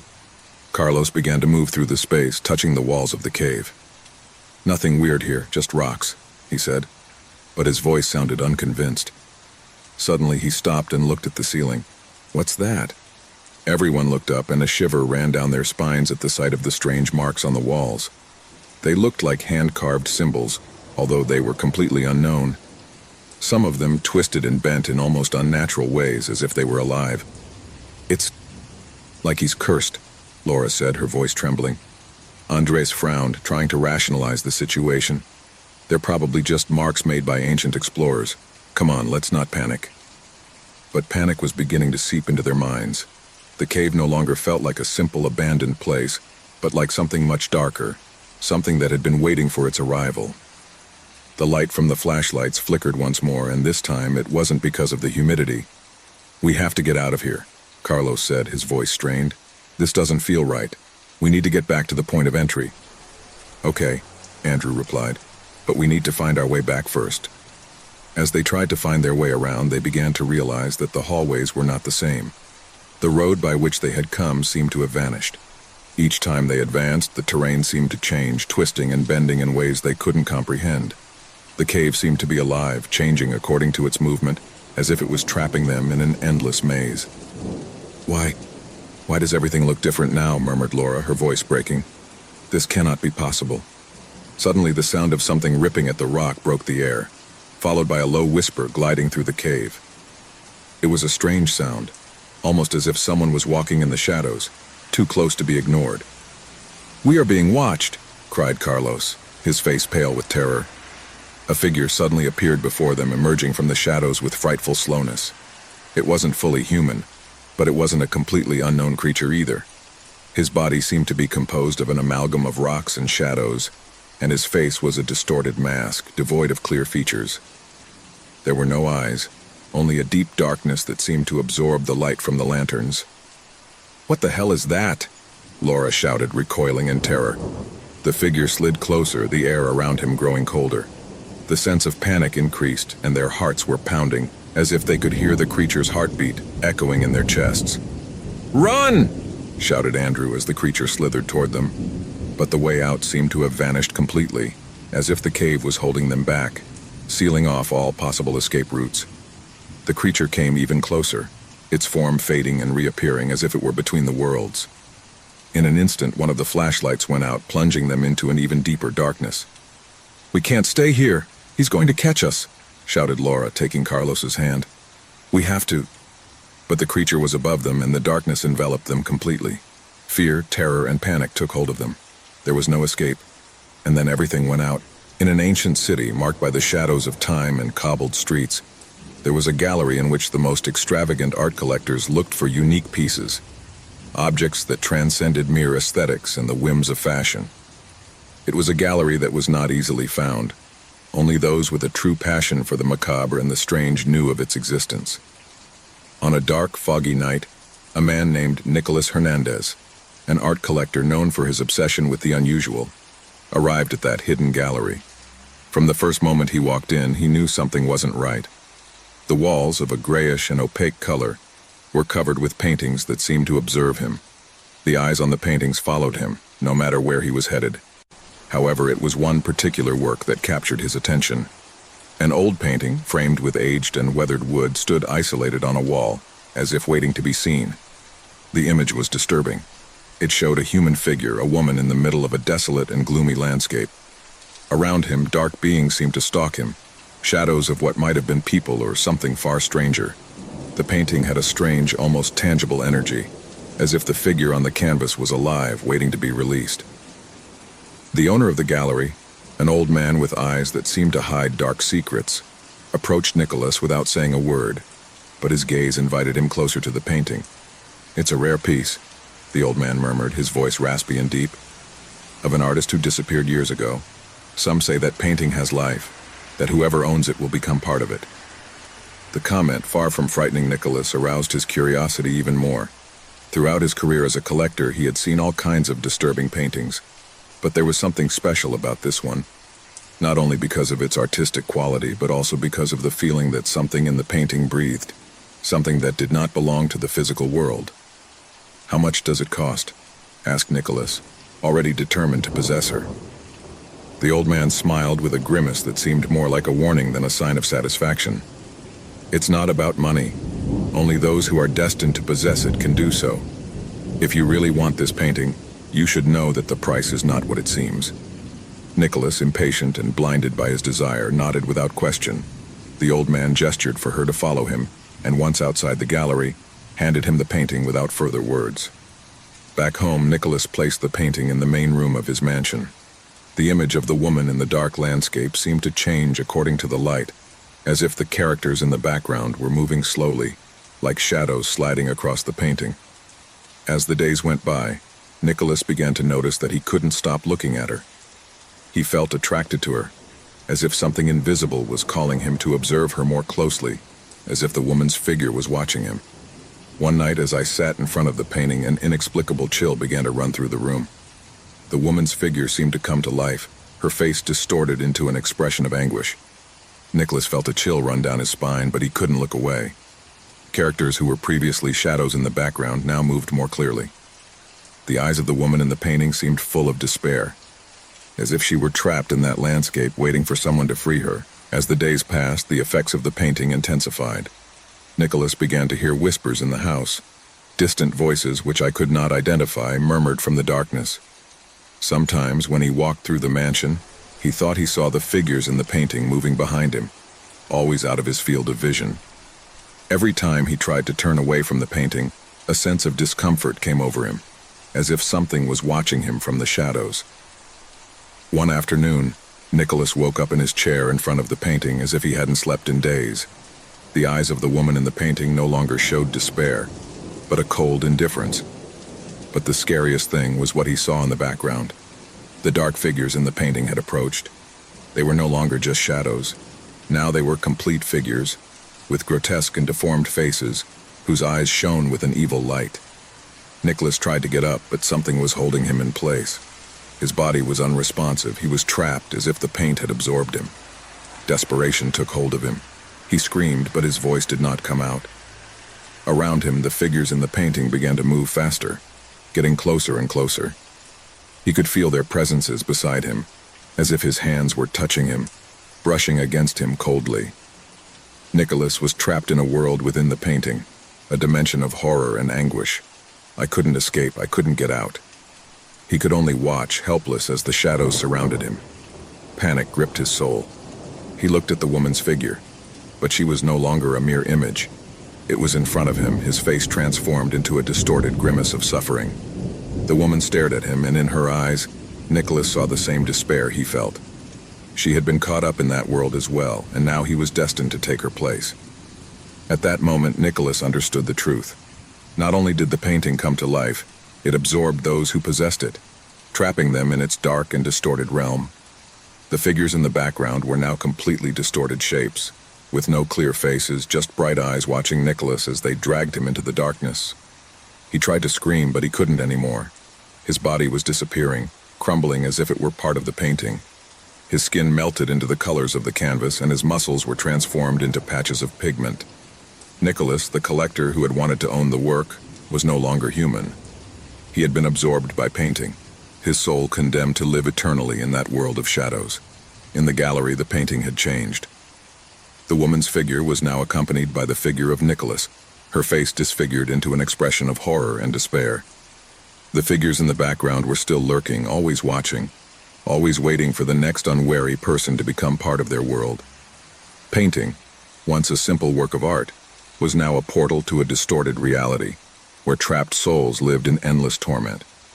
And so, the cursed painting kept waiting, waiting for the next collector, waiting for someone else to fall into its trap, to be consumed by the terror and obsession that emanated from its colors.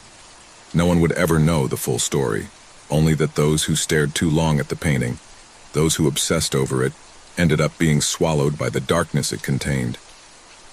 In that dark and gloomy corner of art, shadows were always waiting, and painting, always thirsting for souls, would never fail to attract the unwary who got too close. After years immersed in the emptiness of loneliness, a man finds himself trapped in a cycle of anguish and silence that seems eternal. The house, an old and gloomy building, has been his only refuge, but it soon becomes his worst prison. The walls that had given him shelter become a constant threat, full of murmurs and whispers that grow with each passing day. As the nights lengthen and darkness takes over every corner of the house, the feeling of being watched intensifies. What starts as simple noises from the old house, the creaking of the woods, the hum of the pipes, turns into something much more disturbing. Man, who has lived for years apart from the world, begins to hear a voice. It's low and whispering, almost inaudible, but enough to chill the blood of anyone in its place. At first, he convinces himself that he is imagining things. Loneliness is driving him crazy. After all, I've never experienced anything like it before, but the voice doesn't stop. It doesn't matter how hard you try to ignore it, how loud the music is, or how tight you keep the windows. The whispers come in clearer and clearer, until finally they are heard as if they were a palpable presence, nestled within the very walls of the house. Those whispers don't seem to have an end. They seem to come from the cracks, from the inside of the rotting wood, from the very earth on which the house was built. Every word she hears seems like a heavy burden settling on her mind, bringing with it painful memories she had buried years ago, memories she refuses to remember, but which the voice seems to uncover around her. As the days go by, the house becomes more claustrophobic. The walls, which once offered her a refuge, now feel like a trap. The voice, now clearer and full of despair, constantly stalks him. He speaks of dark secrets that he himself had forgotten, of events that he had deeply repressed. He remembers his mother's blank look when she left him at the door of his grandparents' house, the days they spent not knowing if he would ever see her again, the voices whispering about family betrayals and secrets that should never have come to light.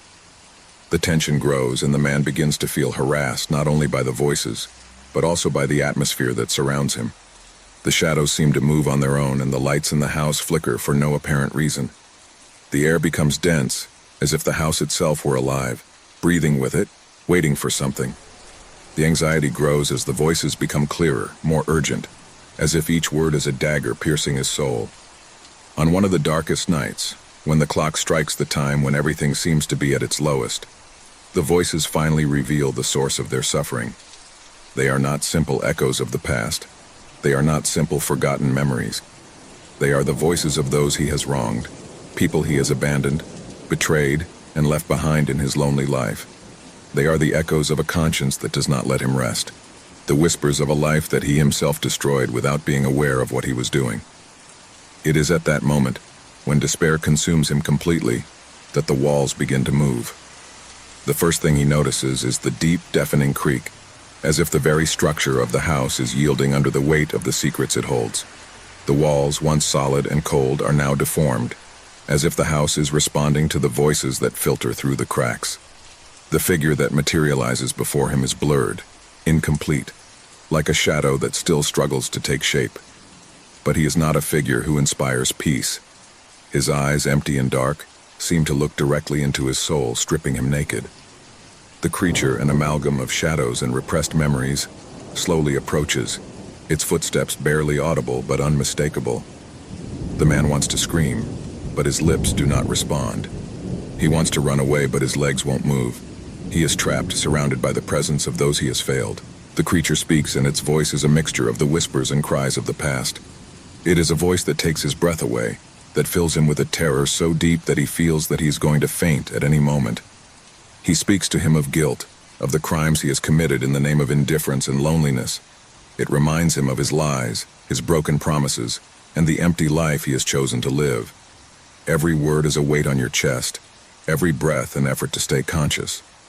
The darkness in the house seems to be denser now, as if the house itself is devouring the light, dragging the man into the deepest darkness. Memories of his mother, of his abandonment, of his lost childhood, strike him with such brutal force that he feels like he's falling apart. But he can't move. He can't escape.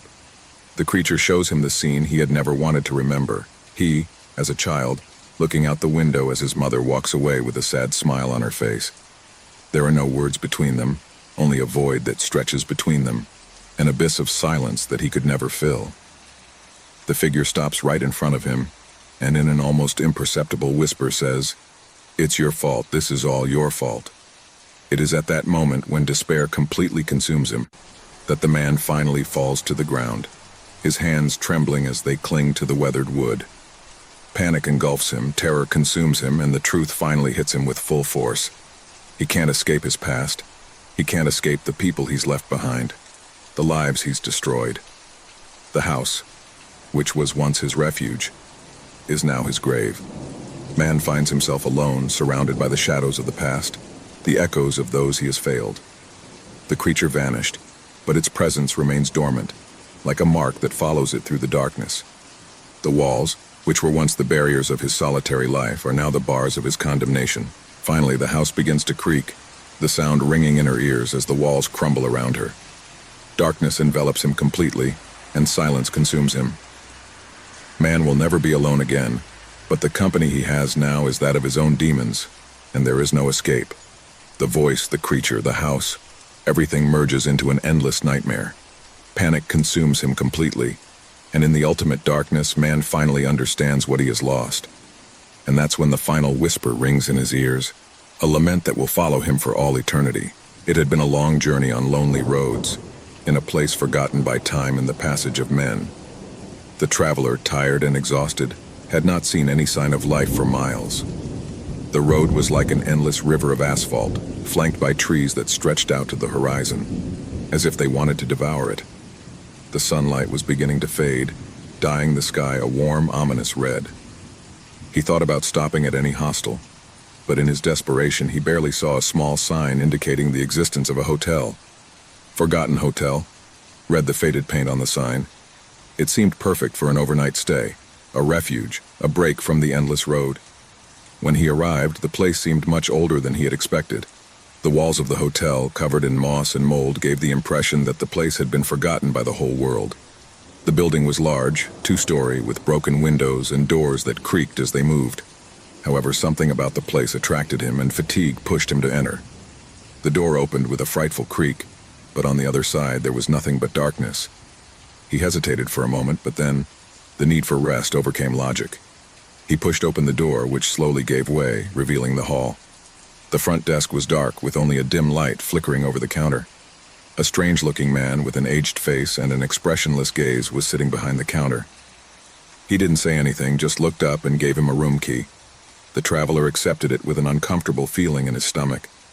The atmosphere was strange, as if time did not exist within the walls of the hotel. He climbed the stairs, feeling the weight of the stairs creak beneath his feet. When he reached the hallway, he realized that the walls were covered with old photographs, but not the typical family photographs. No, they showed strange and distorted faces, people with empty eyes and disconcerting expressions.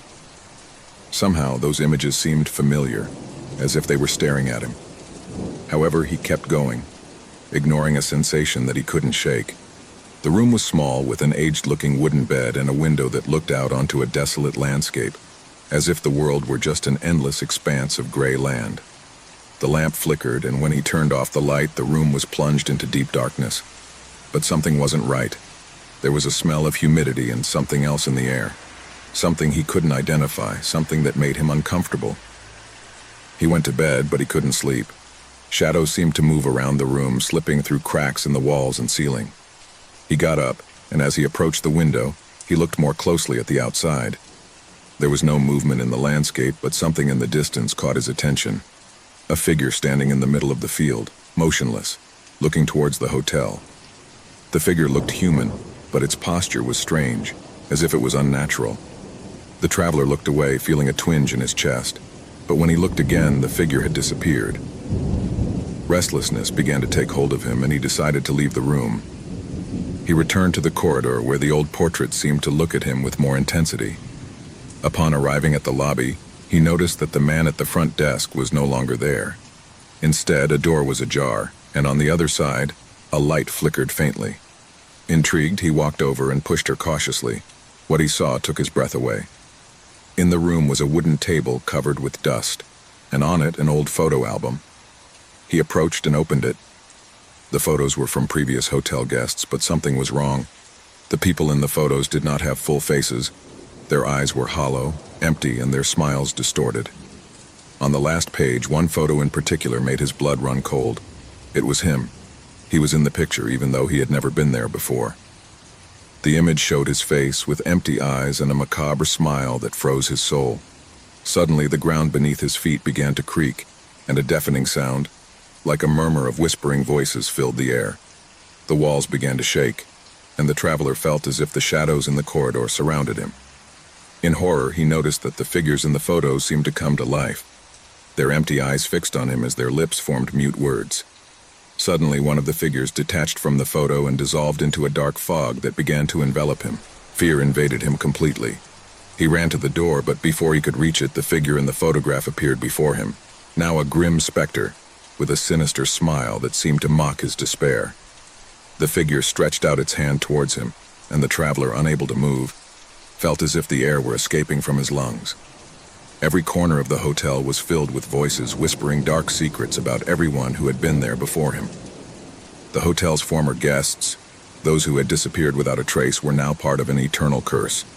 The traveler, in his attempt to escape, ran to the exit, but in the hall he saw the walls crumble, photographs falling from the walls, and figures in the photos sliding toward him closer and closer. He tried to open the door, but it was sealed, trapped inside the hotel. In a last-ditch attempt to find a way out, he stepped into the darkness of the hallway, but the sound of whispering voices surrounded him completely. All he could hear was a distant echo, one last warning: no one leaves this hotel. The hotel, that crumbling construction that seemed to be on the edge of nowhere, swallowed the traveler, and his soul was trapped next to the former guests, condemned to repeat their agony over and over again. The shadows of the hotel continued to lurk, awaiting the arrival of another lone traveler who would fall into its trap, unable to escape the horrors that lurked within its walls. Each night, the city fell into a deep, dark silence, as if time itself stood still. The moonlight barely made it through the heavy clouds that crept across the sky. It was an oppressive stillness, interrupted only by the sudden roar of the storm that began promptly at midnight. No one in the city knew where it came from, but everyone knew its destructive power. Every time he started, the city trembled as if it was under the control of a force beyond his comprehension. The storm brought with it not only the torrential rain and the fierce wind, but something much more terrifying. When thunder echoed in the sky, so did whispers. Whispers that seemed to come from the shadows, floating through the trees, sneaking through the windows, whispering things that only you knew. Secrets, fears, forgotten desires. Everything you had tried to hide over the years was revealed in those dark moments, as if the storm was drawn from your worst nightmares. The first to notice the storm were the most vulnerable, children. They woke up in the middle of the night, sweaty and scared, with the echo of strange voices floating in their heads. Many said that the storm spoke to them, that they saw dark figures moving through the rain. The shadows that emerged from the drops seemed more human than spectral. Some even swore that the figures stared at them from the other side of the windows, their eyes as empty as the abyss itself. As the storm raged, its effects spread beyond the minds of children. No one was safe. Adults were beginning to lose their sanity. The city, which once seemed to be at peace, was transformed into a place full of murmurs and disturbing whispers. The empty streets were not enough to avoid the feeling of being followed, of being observed. No one could sleep, but no one dared to talk about what was happening. The terror was so deep that even the words felt dangerous, as if talking about the storm brought with it an even worse curse. Of all the people affected, the one who was most affected by the storm was Clara, a young woman who had lived in the city all her life. Clara was strong, skeptical, and had always thought that fear was just a construct of the human mind. But one night, as the clock struck 12 and the storm began to break out, Clara felt for the first time a chill run down her spine.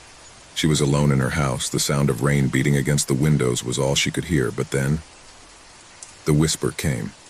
First, a faint, barely audible murmur, as if someone were in the same room as her. Clara looked around, but the house was empty. There was nothing and no one. However, the whisper persisted. It slipped into his ears, whispering something he couldn't understand. Each time I tried to block out the sound, it got louder. "Clara," murmured the voice, this time clearer. His own name, whispered by someone he couldn't see. Panic began to grow inside her. Her breathing became erratic and her heart was pounding. He looked out the window, looking for any signs that might make sense of what he felt. But there was nothing, only darkness and rain. Still, I knew something else was going on. Something dark. Something that had been haunting the city for years, and now it had reached it. The storm brought not only rain and wind, but something far worse. An ancient force that had been patiently waiting for the right moment to manifest. Over the next few weeks, the storm continued to batter the city each night, bringing with it more mysterious figures. Some of them seemed to be people Clara knew, but their behavior was strange and erratic.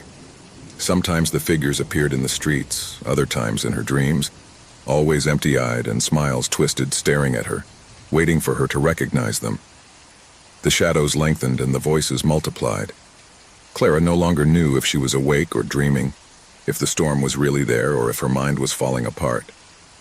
Panic soon took over the city.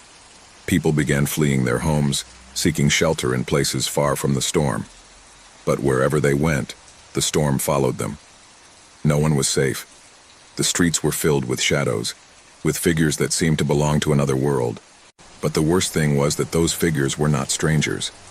The voices whispering in the darkness were of acquaintances, of loved ones, of those who had once stood by them and who were now nothing more than echoes of a past life.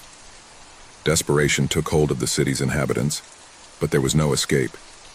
There was no end to the storm, and its effects were becoming more and more terrifying. Houses began to collapse, lights suddenly went out, and dark figures became more aggressive. Some tried to resist, clinging to the hope that it would all end at dawn. But that hope was quickly extinguished. Clara, now on the verge of madness, decided to face the storm once and for all. She knew that something in her was calling her, that the storm was not a simple weather manifestation. It was something much deeper, something that had been waiting for someone to confront it. The only way to end all that, Clara thought, was to face the darkness itself. So on a moonless night, he plucked up the courage and took to the streets of the city. The rain was pounding furiously and the wind seemed to rip everything in its path. But Clara did not hesitate. She advanced through the deserted streets, guided only by the echo of her own fear. That's when she saw it. In the center of the city, where the shadows seemed denser, a figure emerged from the darkness. A tall figure wrapped in a black cloak that floated around him as if the air itself feared him. Clara didn't know if she was seeing a person or an entity, but something inside her knew that figure was the key. The figure slowly approached, and as it did, the voices grew louder. "Clara, come," whispered the shadows, getting closer and closer. "Come and know your destiny." The figure stopped in front of Clara, and at that moment his face appeared. It wasn't human, but it wasn't something Clara could understand either. It was a face formed by darkness itself, a mask that was constantly changing, absorbing everything it touched. "We've been waiting for you," the figure said in a tone that echoed in his mind. "The storm is just the beginning. Your soul is scarred, Clara. And now, at last, you will be a part of this eternal place. Come to us." Clara, with terror taking over her body, took a step back. Shadows surrounded her, and mysterious figures began to emerge from all sides. Murmurs filled the air, and the figure in front of her stretched out a hand towards her. I knew I couldn't escape. Panic paralyzed her, and in that instant she realized that the storm was not a natural force, but something far more sinister. She had been summoned by something dark, and no matter how strong her will was, it was too late. The city, the storm, the shadows, all came together in one point, and Clara faded into the darkness, becoming one of the figures who roamed the streets every night, trapped in an eternal cycle of terror. The midnight storm never stopped. In the depths of an ancient monastery, surrounded by impenetrable jungle, stood a forgotten reliquary, jealously guarded for centuries by a community of monks. No one knew of its existence except for a select few who, for generations, were in charge of protecting the object that was said to possess supernatural powers. Legend claimed that the reliquary was a container of curse, which had been sealed with spells so dark that anyone who dared to open it would fall into eternal damnation. Over the centuries, many had tried to find it, but none returned, and the monastery fell into oblivion. Today, a renowned archaeologist named Gabriel Vasquez, obsessed with unraveling the secrets of antiquity, arrived at the monastery. He had heard rumors about the reliquary, and the idea that its existence might be linked to humanity's ancient rituals and dark powers drew him in with irresistible force. Despite the warnings of his colleagues who told him about the disappearances of those who had searched for the reliquary, Gabriel decided to undertake the search. His greed to uncover the truth blinded him to danger, and he resolutely ventured deep into the jungle. As he went, the warning signs became clearer. Ruins that had never been documented appeared before his eyes, covered in strange symbols that seemed to move in the gloom, whispering unintelligible words. Gabriel felt a growing sense of anxiety, but his curiosity kept him steadfast. He had come too far to give up now. When he finally arrived at the monastery, he found the building in ruins, covered in weeds, but its structure still stood, almost defiant in the face of the passage of time. Inside, the shadows seemed to take on a life of their own, and a heavy air of desolation permeated every corner. The monks who had cared for him for centuries were gone, but something remained, something sinister. Gabriel could feel it, a tug in his chest, as if a presence was watching him, waiting. He went into the heart of the monastery, an ancient room that seemed untouched by man in centuries. In the center of the room, on an altar covered with dust, rested the reliquary. It was a small object, but it emanated a dense, dark energy, as if it were alive. Gabriel, feeling a mixture of fear and fascination, could not resist the temptation to approach. As he took the locket in his hands, a wave of cold ran through his body. The whispers in the air intensified, and the room seemed to become even darker. However, Gabriel couldn't stop looking at him. At that moment, a spark of doubt crossed his mind, but greed overpowered him. He opened the locket. From that moment on, the world around him changed. Shadows that were once static began to move, taking on distorted and grotesque shapes. A dark figure emerged from the gloom, its red eyes glowing with an evil intensity. It was the spirit of an ancient monk, whose soul had been trapped in the reliquary for centuries, doomed to wander among the plains of the world of the living and the dead. The spirit began to whisper words in a forgotten language, and Gabriel felt his soul tremble, as if the words themselves pierced his mind. The figure approached slowly, floating in the air, and its red eyes locked onto Gabriel's. A sense of indescribable horror came over him. He could feel the cold presence of death beside him, a death that watched him, waiting. The ground began to shake, and Gabriel backed away, terrified. The walls closed around him, as if the monastery were alive, trying to devour him. With each step back, the whispers became more intense, more urgent. Gabriel tried to flee, but the doors of the monastery closed with a deafening roar, and a dark shadow surrounded him completely. His breathing became erratic, and his mind began to wander. He was no longer alone. He felt presences around him, dark figures watching him in silence, waiting for his fall.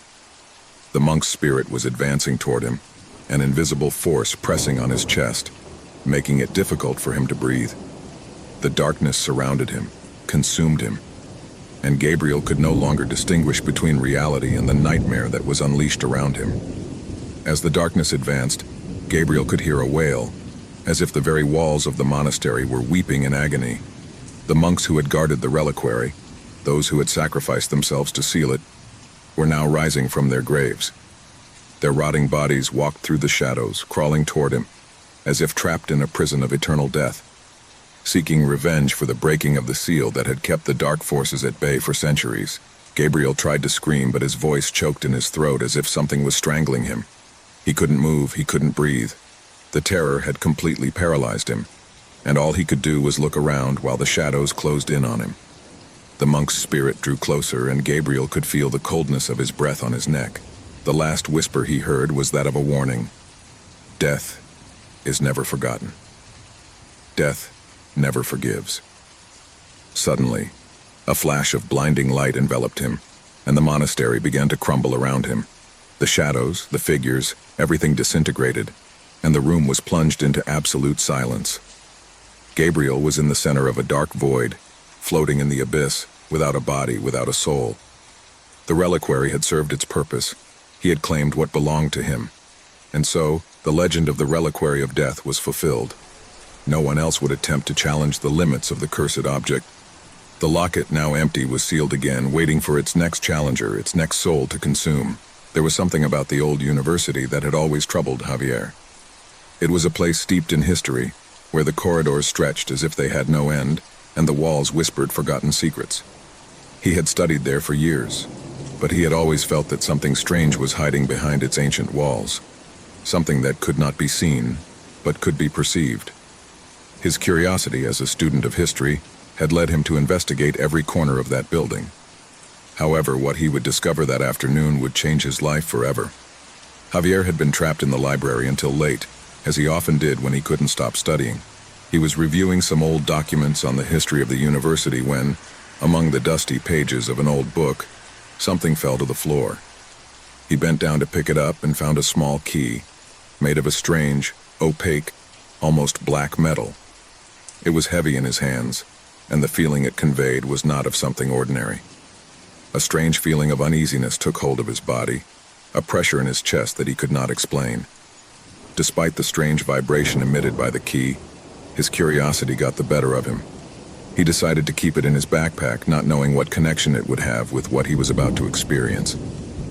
That night, as he was returning to his room, Javier passed near a corridor that had always seemed desolate and gloomy to him. It was located in an old wing of the university that was rarely visited by students. The hallway was dimly lit by warm light lamps that created eerie shadows on the stone walls. At first, he didn't pay much attention to it, but something stopped him.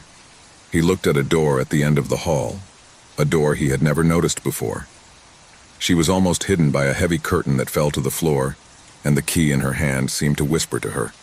He felt he had to get closer. The air was thick and cold as Javier approached the door.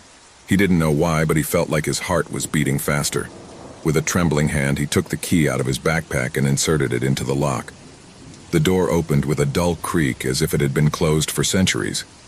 The room beyond was plunged into darkness, but a strange energy emanated from it.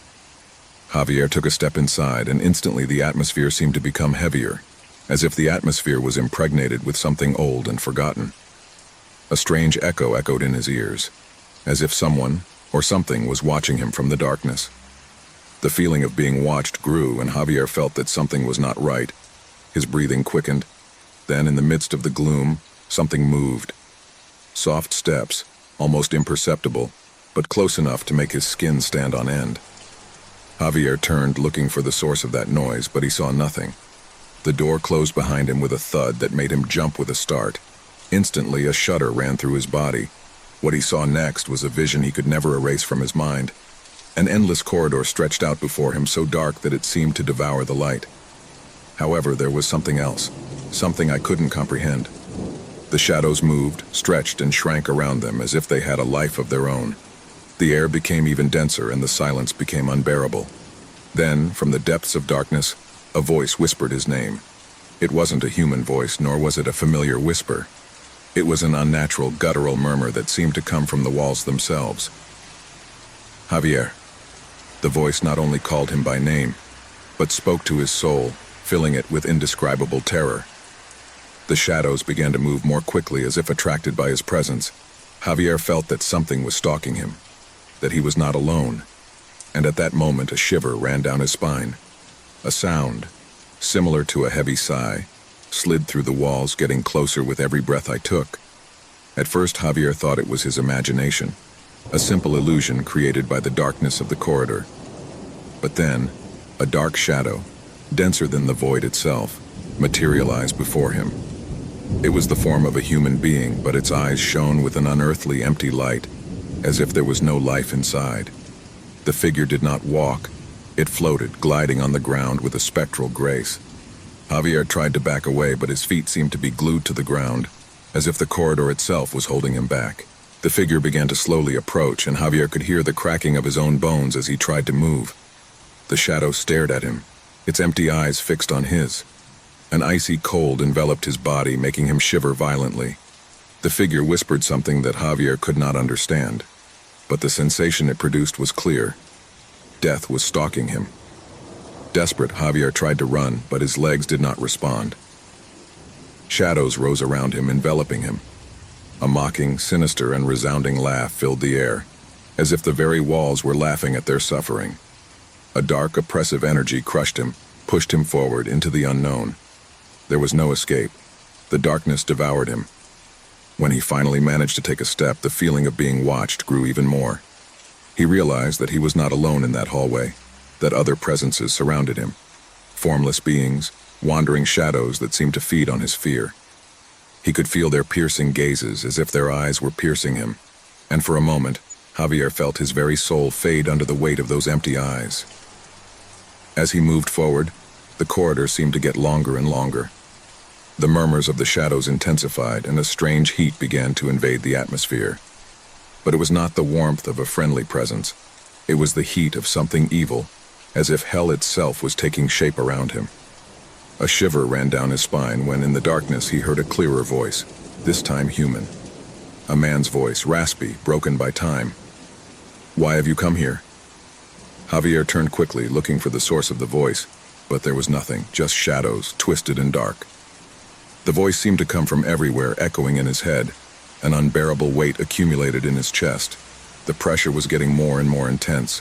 The dark figure drew nearer and nearer, and the cold of death caressed his face.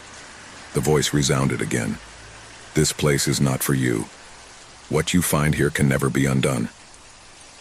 Javier wanted to scream, but his lips wouldn't move. He tried to turn back, but the corridor closed around him as if the darkness itself had caught him. Shadows began to advance towards him, taking shape, becoming human figures, their eyes empty and their mouths open in a grotesque grimace. "Run!" shouted an inner voice, but Javier could no longer move. The last shadow, the largest and darkest, slipped toward him and stretched out a spectral hand toward his face. The feeling of cold intensified, until all Javier could feel was nothingness. And then the corridor fell into absolute silence. The door, the one he had opened, closed again. The key disappeared, leaving behind a forgotten corridor, awaiting the arrival of the next victim. A man named Marcos was in a small antique market on the outskirts of town, looking for something unique to decorate his house. He had visited several stores, but none of them seemed to offer what he was looking for. The sun was beginning to set, tinting the sky a faint orange, as soft light illuminated the old, dusty objects that lined the shelves. There was something special about that market, something that attracted the curious and lovers of the old. However, she did not know that that afternoon would change her life forever. In the far corner of the antique store, something caught his eye. It was a mirror covered with a black velvet cloth. Its frame, carved from dark wood, seemed centuries old. But what really captivated Mark was the strange energy emanating from it. Without thinking much, he approached and, with a fearful gesture, lifted the cloth that covered him. The first thing he noticed was the reflection. The mirror did not show the antique shop as one would expect. Instead, it reflected a dark corridor covered in shadows. It was as if, somehow, the mirror was a portal to another place, a place that had nothing to do with the reality I knew. The salesman, a strange-looking and aged man, observed Marcos's reaction. "That mirror, it has a history. He's not like the others," she said in a raspy voice. "It is said that it shows what we do not want to see, what we fear." Mark, intrigued by the mysterious warning, asked more, but the man simply waved his hand. "What you see cannot be erased. If you decide to take it, don't go back to me for answers." Without thinking about it any longer, Marcos paid the price and took the mirror, ignorant of what awaited him. From the moment she placed him in her house, a sense of unease began to wash over her. It was as if something was constantly watching him. I couldn't stop looking at the mirror, but as I did, I began to feel a presence. At first, it was just a whisper in his mind, a passing sensation that he quickly dismissed as suggested by the salesman's story. But as night fell, things began to change. As the daylight faded and darkness invaded his home, he began to notice something strange in the reflection of the mirror. A movement, something that slipped through the shadows of that corridor that appeared in the glass. It wasn't something clear or defined, but something was definitely moving, something that shouldn't be there. Mark, with a mixture of curiosity and terror, approached the mirror, observing more closely. It was then that he saw her for the first time. A female figure, her face obscured by long dark hair, appeared in the reflection. His body was on its back, but his movements were unsettling, as if he was slowly walking towards him, unhurriedly. Fear took hold of him, but the worst was yet to come. Each night, as I looked in the mirror, the figure began to get closer and closer, until the time came when I could clearly see his face. A pale face without eyes, with an empty expression, a macabre grimace that seemed to follow him, to observe him without rest. When Mark turned to look around his house, he found nothing out of the ordinary. But when she turned her gaze to the mirror, the woman was closer than she had ever imagined. As the days went by, the presence of the figure began to become more tangible, more oppressive. During the night hours, Marcos could not sleep. He always felt that something was watching him, something that was stalking him in the dark. In his house, a feeling of lingering cold began to spread to every corner. The air seemed to become dense, as if an invisible pressure enveloped him, making it difficult for him to breathe, as if each inhalation was a painful exertion. He tried to ignore the images he saw in the mirror, but he couldn't. He couldn't stop looking, as if an invisible force was forcing him to do so. Each time he looked away, the woman's figure seemed closer, more alive, more real. I felt her empty gaze fixed on him, feeling the weight of his presence in every corner of the room. The figure was not only watching him from the mirror, but began to manifest outside of it. Marcos saw strange shadows in the reflection, figures fading and appearing, as if the house itself were being invaded by that dark corridor. Sometimes I heard footsteps, faint whispers that could not be explained. His mind was filled with dark thoughts, as if something was inside him, controlling his thoughts and his body. One night, unable to bear it any longer, he tried to get rid of the mirror. He covered it with a blanket, kept it in the basement, but the woman's feeling never went away. In his dreams, she was chasing him, her empty eyes fixed on him, getting closer and closer until darkness enveloped him completely. I woke up in a cold sweat, feeling that something had changed. Something had crossed into the real world from the reflection. That's when the figure began to speak, a soft, almost whispering voice that didn't come from any physical place, but that he could hear clearly in his mind. "I've been watching you, Marcos. I followed you from the moment you first looked at me. You're mine now, and you always will be." The words completely froze him. Each night the visits became more frequent, and the woman's presence began to take on a more solid shape. Terror consumed him, but there was no escape. In the mirrors of each room, the woman appeared, always closer, always more threatening. He began to lose track of time. He spent his nights staring at the reflection, caught by its empty gaze, as if something inside him was holding him captive. The shadows grew longer in every corner of the house, and fear enveloped him more with each passing hour. One afternoon, while he was in front of the mirror, Marcos saw something he never imagined. The woman's figure began to come out of the reflection. First, his fingers touching the glass, then a full hand, until the figure completely slid into the real world. His skin was cold, his body thin and twisted, as if he were a shadow in human form. His face was completely empty, with no eyes, but his lips curled into a malevolent smile. Marcos tried to scream, but his voice choked in his throat. He couldn't move, he couldn't escape. The woman approached him, her cold and long fingers touching his face, caressing his skin as if it were a macabre caress. He could feel the chill of her presence enveloping him, an indescribable sense of terror paralyzing him, as if he were trapped in a nightmare that would never end. The figure spoke again, his voice now louder, deeper. "Now you are mine forever. You'll never escape me. You are condemned to live in my reflection." Marcos tried to move away, but his body was no longer responding. Darkness surrounded him, and the figure dragged him into the mirror.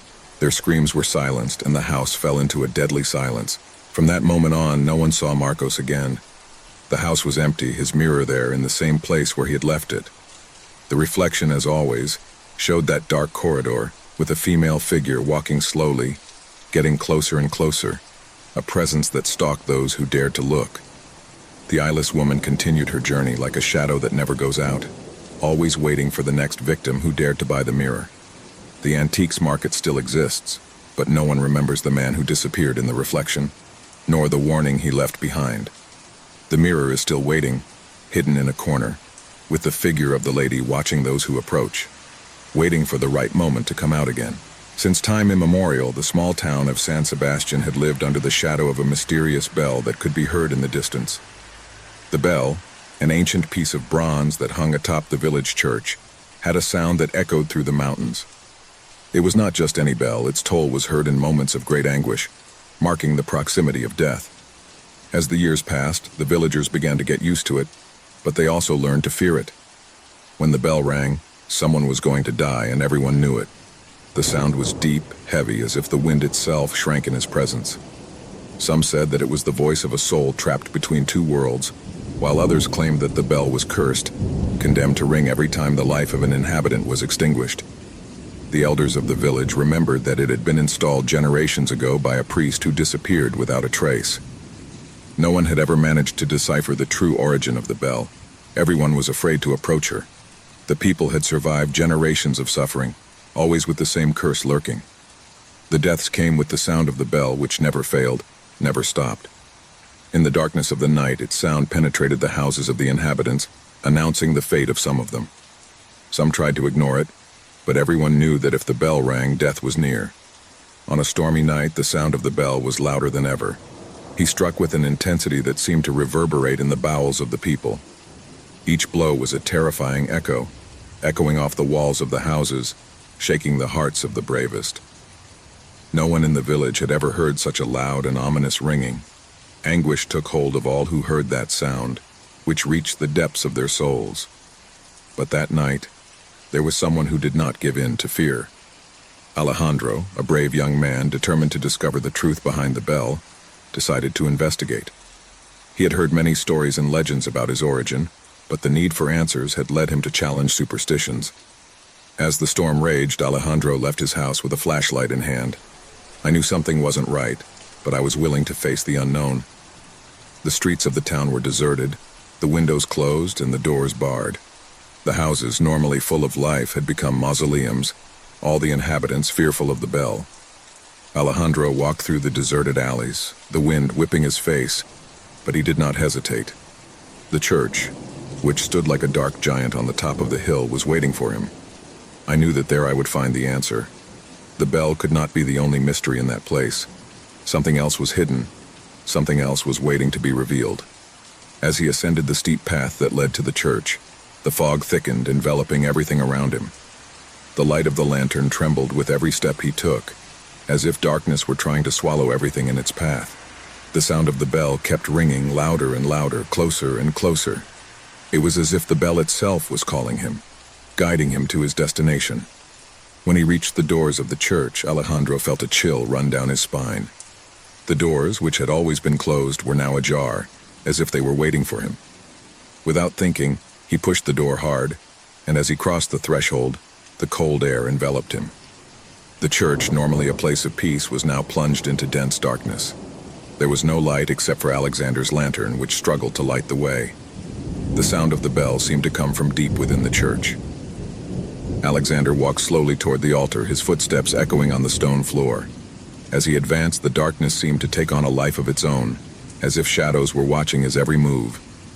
The walls of the church rose like giants, and the roof seemed to crumble above his head. The figures carved into the stone, the statues of the saints, looked strange, deformed by the darkness. Finally, he reached the altar where the bell hung overhead just above a stone pedestal. It was huge, its size huge, and its presence overwhelming. There were no visible strings or mechanisms, and yet the bell kept ringing, non-stop. Alexander, paralyzed with terror, looked up at the altar and saw something that made him shudder. An old book, covered in dust and dark stains, rested on the pedestal. A pale glow emanated from its pages. With trembling hands, Alejandro brought the lantern closer to the book. When he opened it, a feeling of discomfort invaded him, as if the church itself breathed with him. The words of the book seemed to move, change, twist, as if the text were alive. And at that moment, a whispering voice echoed in his mind. "You have awakened what was asleep." The words floated in the air, and the sound of the bell increased in intensity, resounding in every corner of the church. The temperature dropped rapidly, and Alejandro felt a pressure in his chest, as if something invisible was crushing him. The book lit up with a sinister glow, and the shadows on the walls began to move, to lengthen, as if they were coming to life. In an instant, the altar was transformed. What was once a sacred space became a prison. A gigantic shadow emerged from the darkness, a spectral figure, his face diffuse but full of evil. His eyes flashed with a red light, as if he was looking through Alexander's soul. The figure approached slowly, floating in the air, and with each step it took, the bell rang louder as if its tolling marked the end of time. Alejandro tried to back up, but his legs did not respond. I was trapped, caught in the curse of the bell, caught in a cycle that would never end. The figure caught up with him, and an overwhelming cold came over him. The being spoke in a guttural whisper, words that Alejandro did not understand, but which resounded in his mind like a terrifying echo. "The town is scarred," said the shadow, his voice penetrating every corner of the church. "And you, Alejandro, have sealed your fate. They will all fall under the weight of the bell." Maria had always been a very talented artist. His brushes, guided by his trembling hands, managed to capture the deepest part of the human soul on each canvas. However, despite his success, he was never able to find a true connection to the masterpiece he felt he was meant to create. He wanted something bigger, something that would define his career and his life. So he had decided to retreat to a cottage in the country, away from the hustle and bustle of the city, in search of that spark of inspiration he was so missing. The cabin was located in a remote location, surrounded by a dense forest that seemed to have been forgotten by time. When Maria arrived, the first thing she noticed was the heavy, dense air, as if nature itself were watching her. The wooden walls creaked under the weight of the years, and the wind that whispered through the cracks of the cabin seemed to carry echoes of distant voices. Maria, however, did not pay much attention to it. She was determined to find what she was looking for, the inspiration for her masterpiece. It was several days before Maria began to feel the weight of loneliness. During the day, he would dedicate himself to painting, capturing the essence of nature on canvases. But as night fell, the atmosphere in the cabin became more and more oppressive. The creaking of the wood and the whispers of the wind were beginning to take on an unsettling hue, as if someone were watching her. One afternoon, after several failed attempts to find inspiration, Maria decided that her next portrait would be different. Instead of the tranquil landscape she had been painting, she decided to create a portrait of herself. He wanted to capture the deepest look of his soul, the one he had never shown to the world. He got ready, placed the canvas on the easel, and began to paint, letting himself be carried away by his darkest emotions. As he moved forward, he began to feel a strange sensation, as if something was happening in the air, but he decided to ignore it and continue. The paint on her face was beginning to take shape, and although at first it was only a reflection of herself, something was beginning to change. His eyes on the canvas seemed more alive, more intense. Suddenly, the lines of the portrait seemed to move, as if the image was breathing. Maria put the brush down in her hand and watched, horrified. It couldn't be possible. The portrait was moving, his eyes sliding back and forth as if searching for something in the dark. A cold sweat ran down his back. What was happening? He tried to give it a few more touches, but as he did so, the figure seemed to come to life. Suddenly, the portrait began to cry. He cried blood. A torrent of red poured from his eyes, bathing the canvas as the paint distorted as if a tormented soul was trapped inside. Maria backed away in horror, paralyzed by fear. The screams of the figure in the portrait seemed to resonate in her mind, a sound she could not understand, but which filled her with terror. The portrait seemed to be watching her with fury, with hatred. It wasn't his own reflection that was painted on the canvas, but something much darker, something that had never existed in his real life. Trembling, Maria tried to cover the portrait with a cloth, but she couldn't get out of his sight. The painting cried incessantly, as if it were alive. As the hours passed, the crying became louder, more unbearable. Every tear of blood fell to the floor, causing the room to be filled with a metallic smell, and the atmosphere became more and more oppressive. Something was wrong. Something very wrong. The portrait didn't just cry. He was beginning to move more, squirming on the canvas as if he were looking for a way out. Maria, terrified, began to hear whispers coming from the portrait. Every word was incomprehensible, but every single one of them resonated in his mind with terrifying force. He covered his ears with his hands, but whispers seeped into his mind, as if an evil presence was taking control of his thoughts.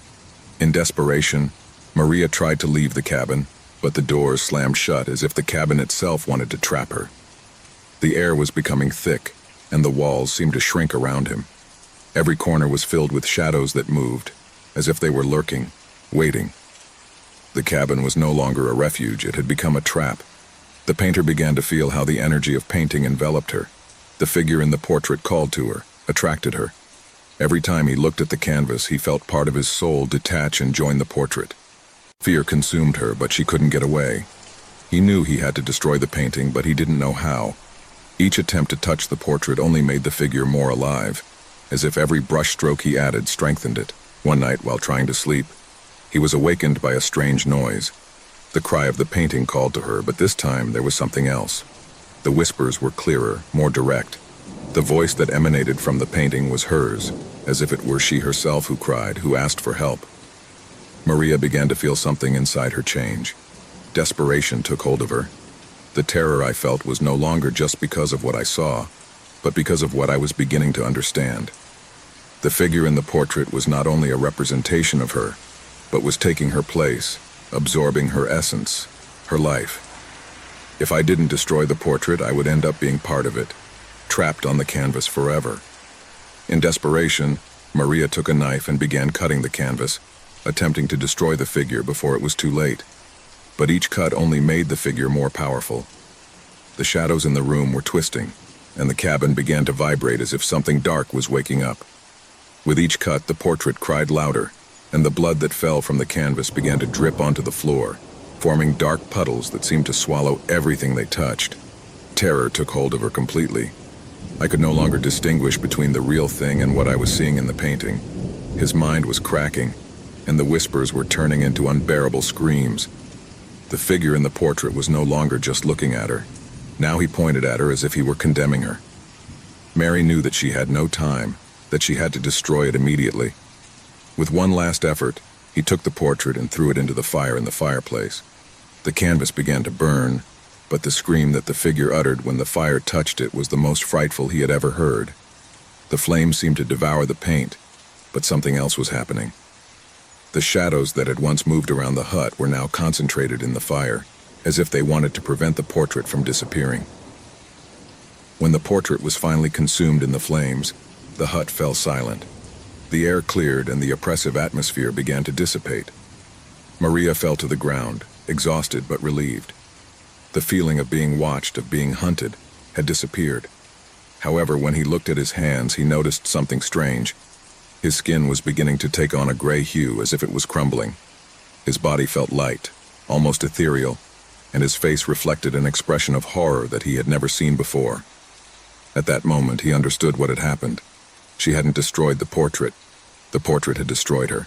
In the stillness of a remote corner of the forest, where the shadows of the trees stretched like the arms of a sleeping giant, a man named Marcos arrives at an isolated cabin to escape the busy city life. I had heard about the beauty of nature in that place, and the tranquility it offered. No worries, no pressures, no constant invasion of the modern world. Just him and the landscape. That was all he needed to rest from his daily routine. The cottage, though rustic and somewhat dated, had the charm of the old days, with a stone fireplace, large windows overlooking the thick forest, and a sense of seclusion that pleased him. It was everything you could want for a solo holiday, without the interference of people or the bustle of everyday life. That night, after a day exploring the forest, he lit a fire in the fireplace and sat down on the sofa, deep in thought. The creaking of burning wood was the only sound that interrupted the deep silence of the night. Shadows danced on the walls of the cabin, as the darkness outside stretched beyond the reach of the light.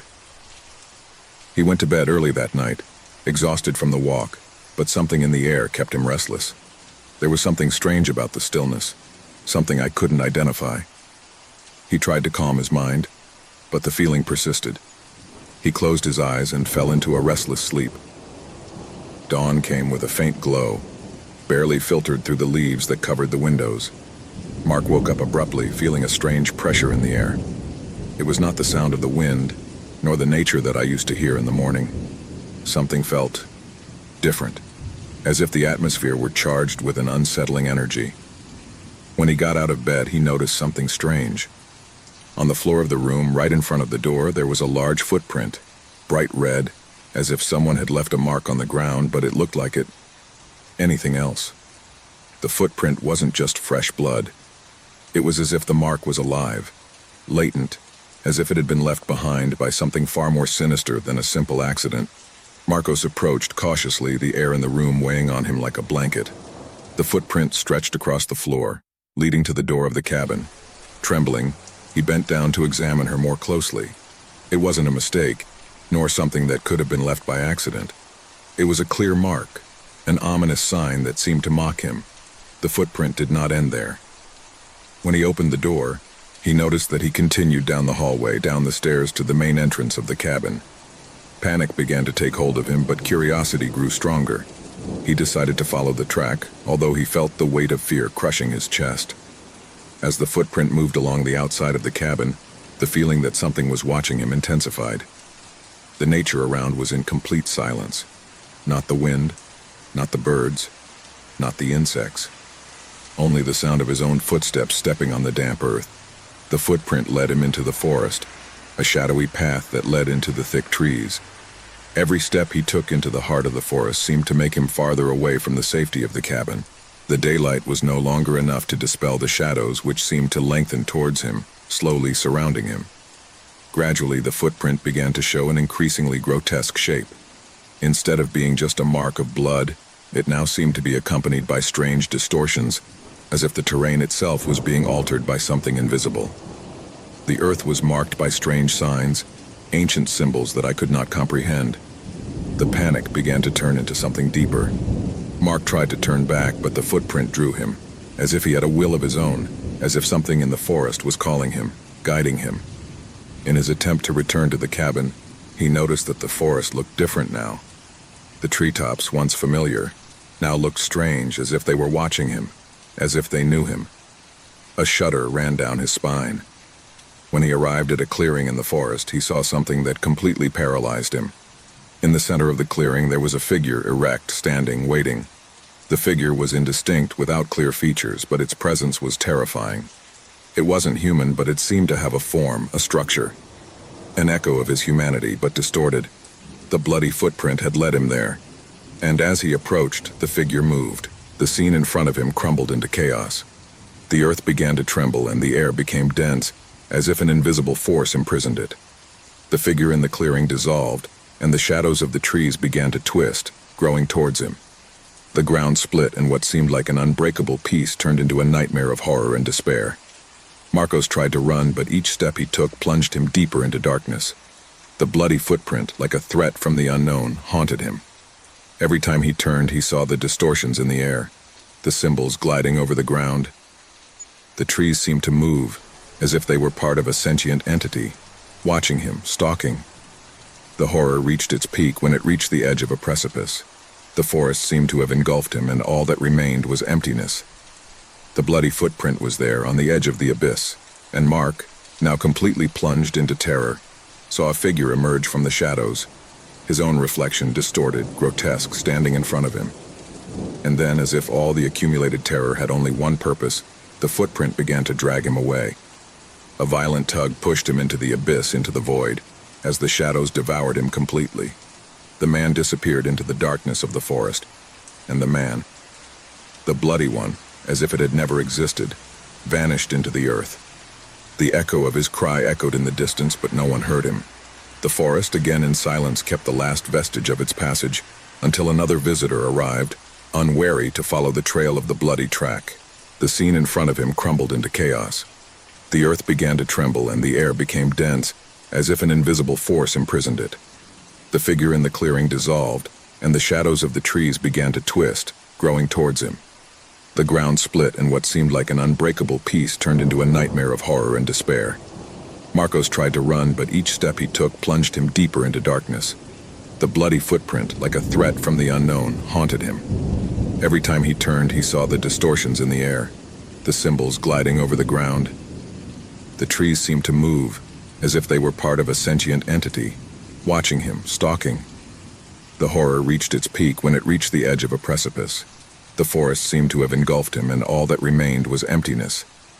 The bloody footprint was there on the edge of the abyss, and Mark, now completely plunged into terror, saw a figure emerge from the shadows, his own reflection distorted, grotesque, standing in front of him.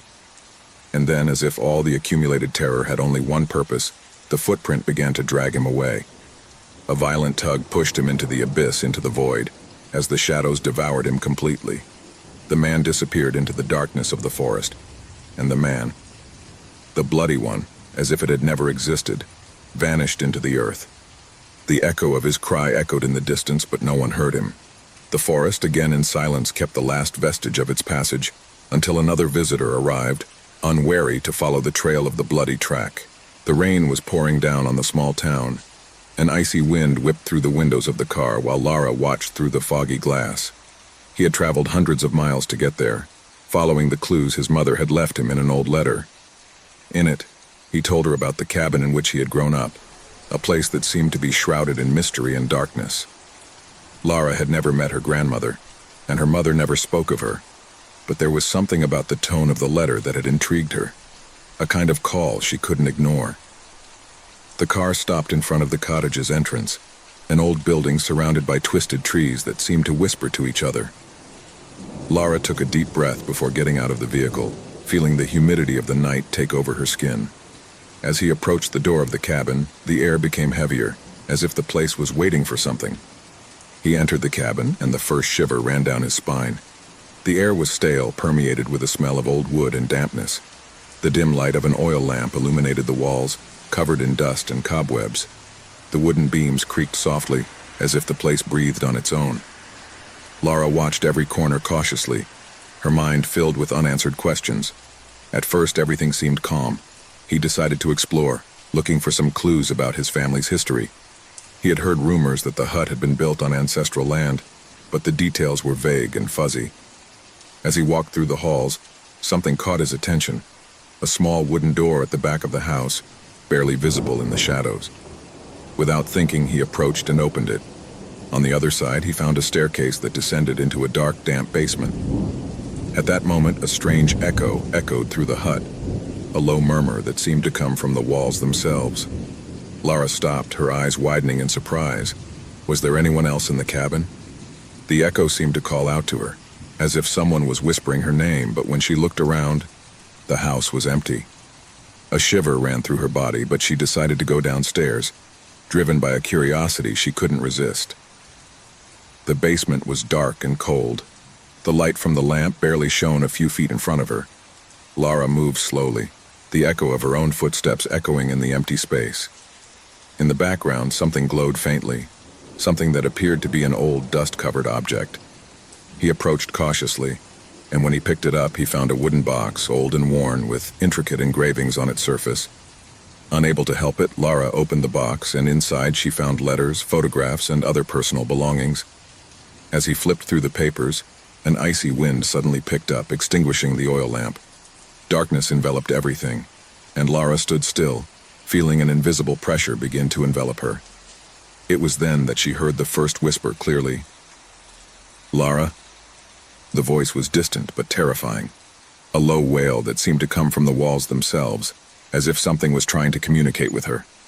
Lara recoiled instinctively, tripping over an old chair that fell to the floor with a deafening noise. Instantly, the house seemed to come to life.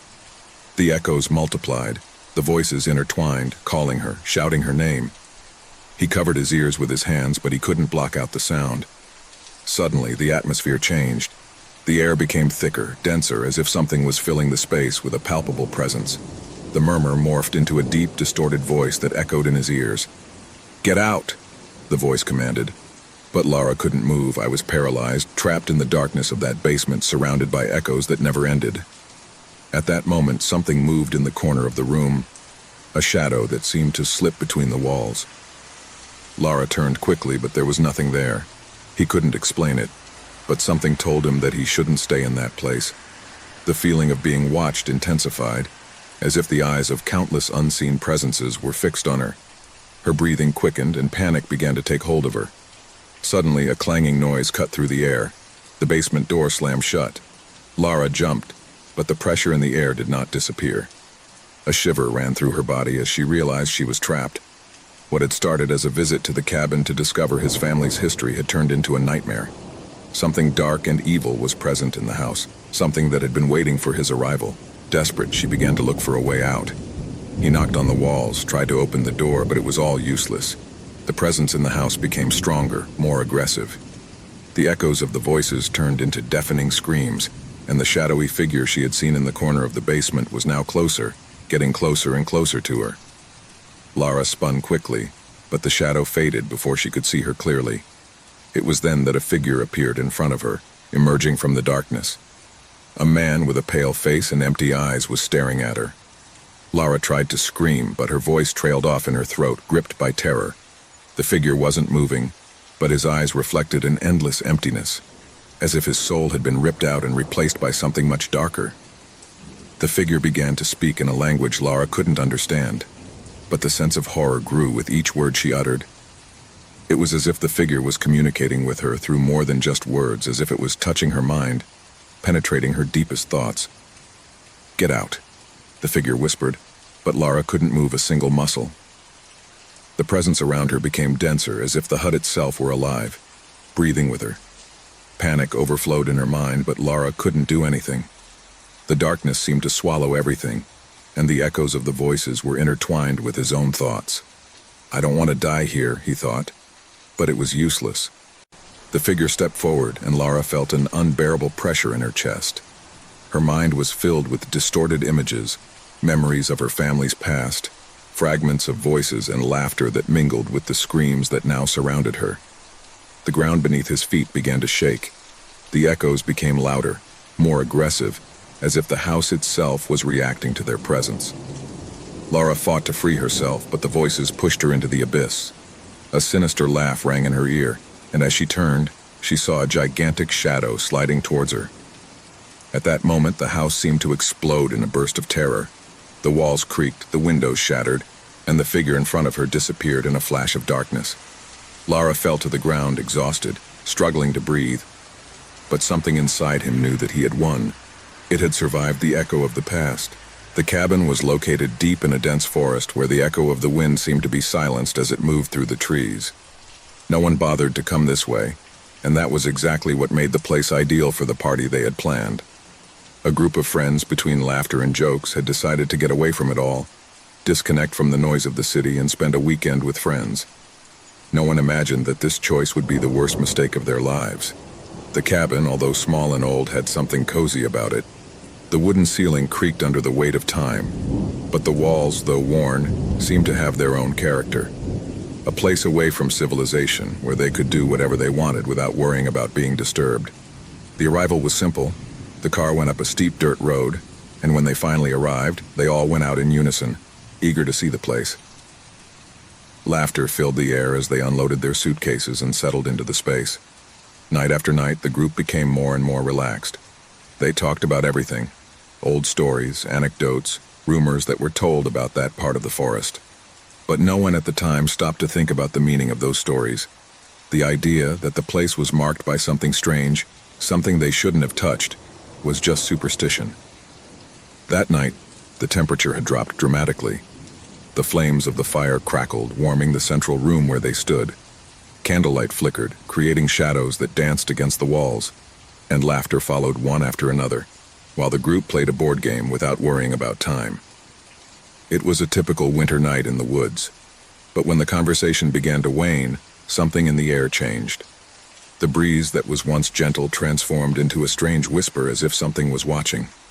They all felt it at the same time, like a chill running down their spine. "Did you hear that?"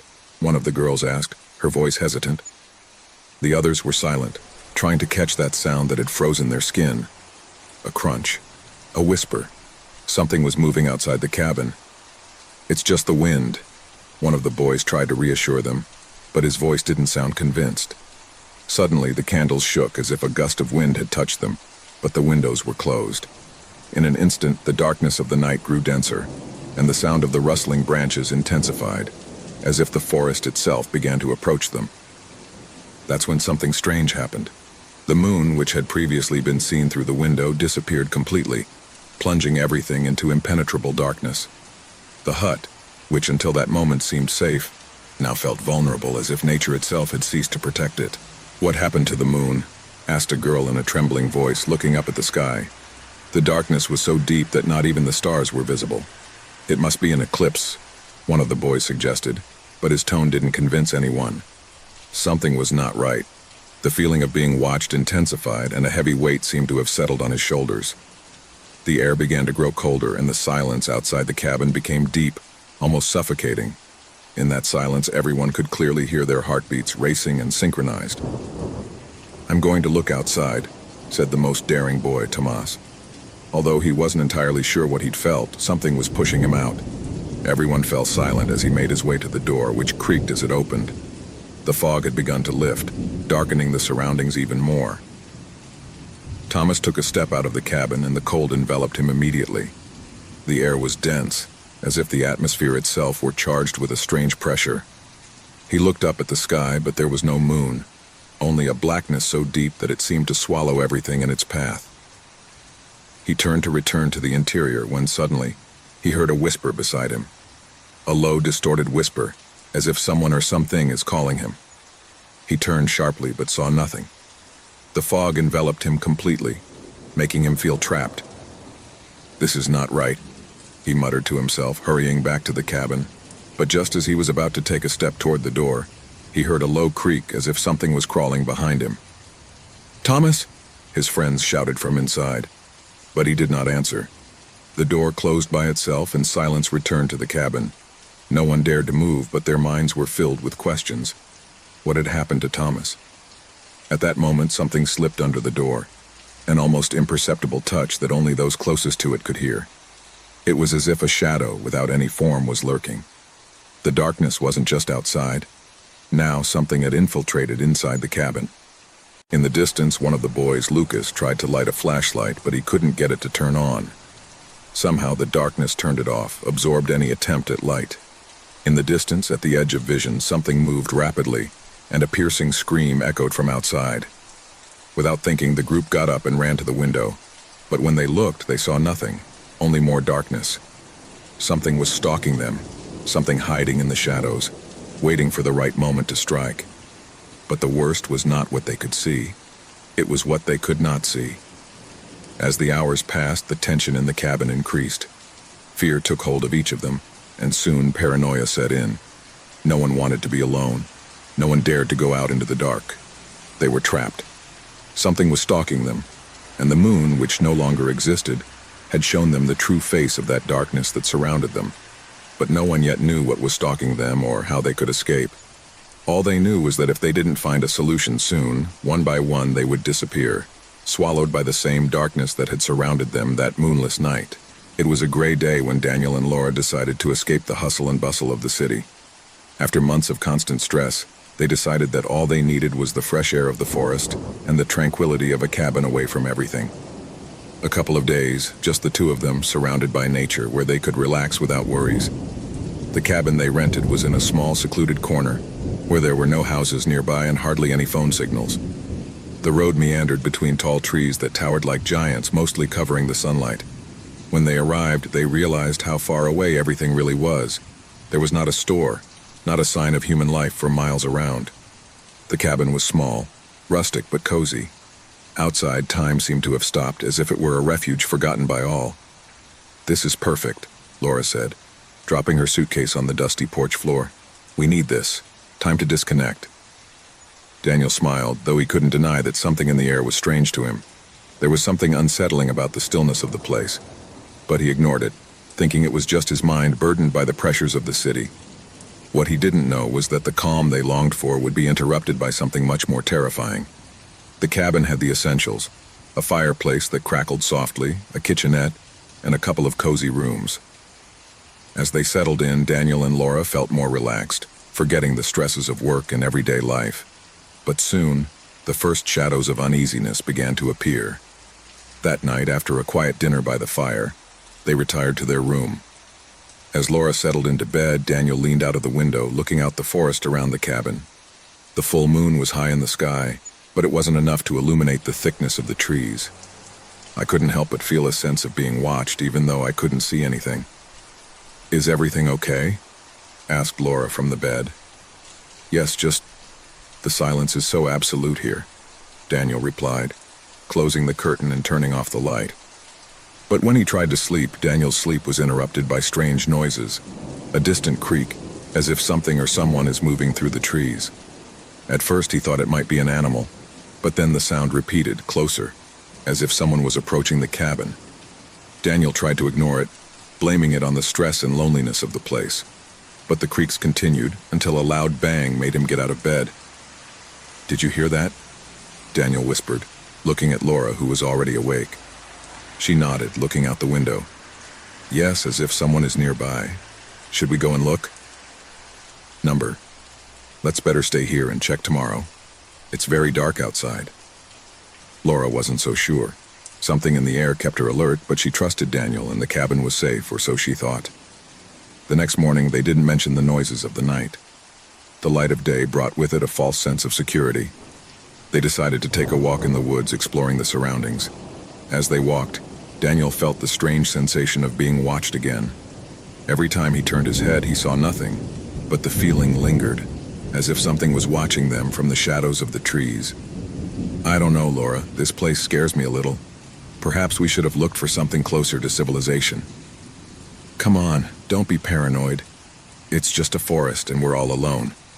"There's something soothing about this silence," Laura replied, though she also felt a growing discomfort in her chest. As they moved deeper into the forest, the sound of their footsteps and the breeze moving the leaves of the trees were the only things that broke the silence. But as they advanced, something else began to add tension to the atmosphere. Some branches creaked near them, and when they looked, they saw nothing and no one. "Who else could be here?" muttered Daniel, looking around more nervously. "Don't worry, it's just an animal. Let's keep walking," Laura said, though her words lacked the confidence she had had before. By the time they returned to the cabin, night had already begun to fall and the sense of unease intensified. That night, terror did not take long to arrive.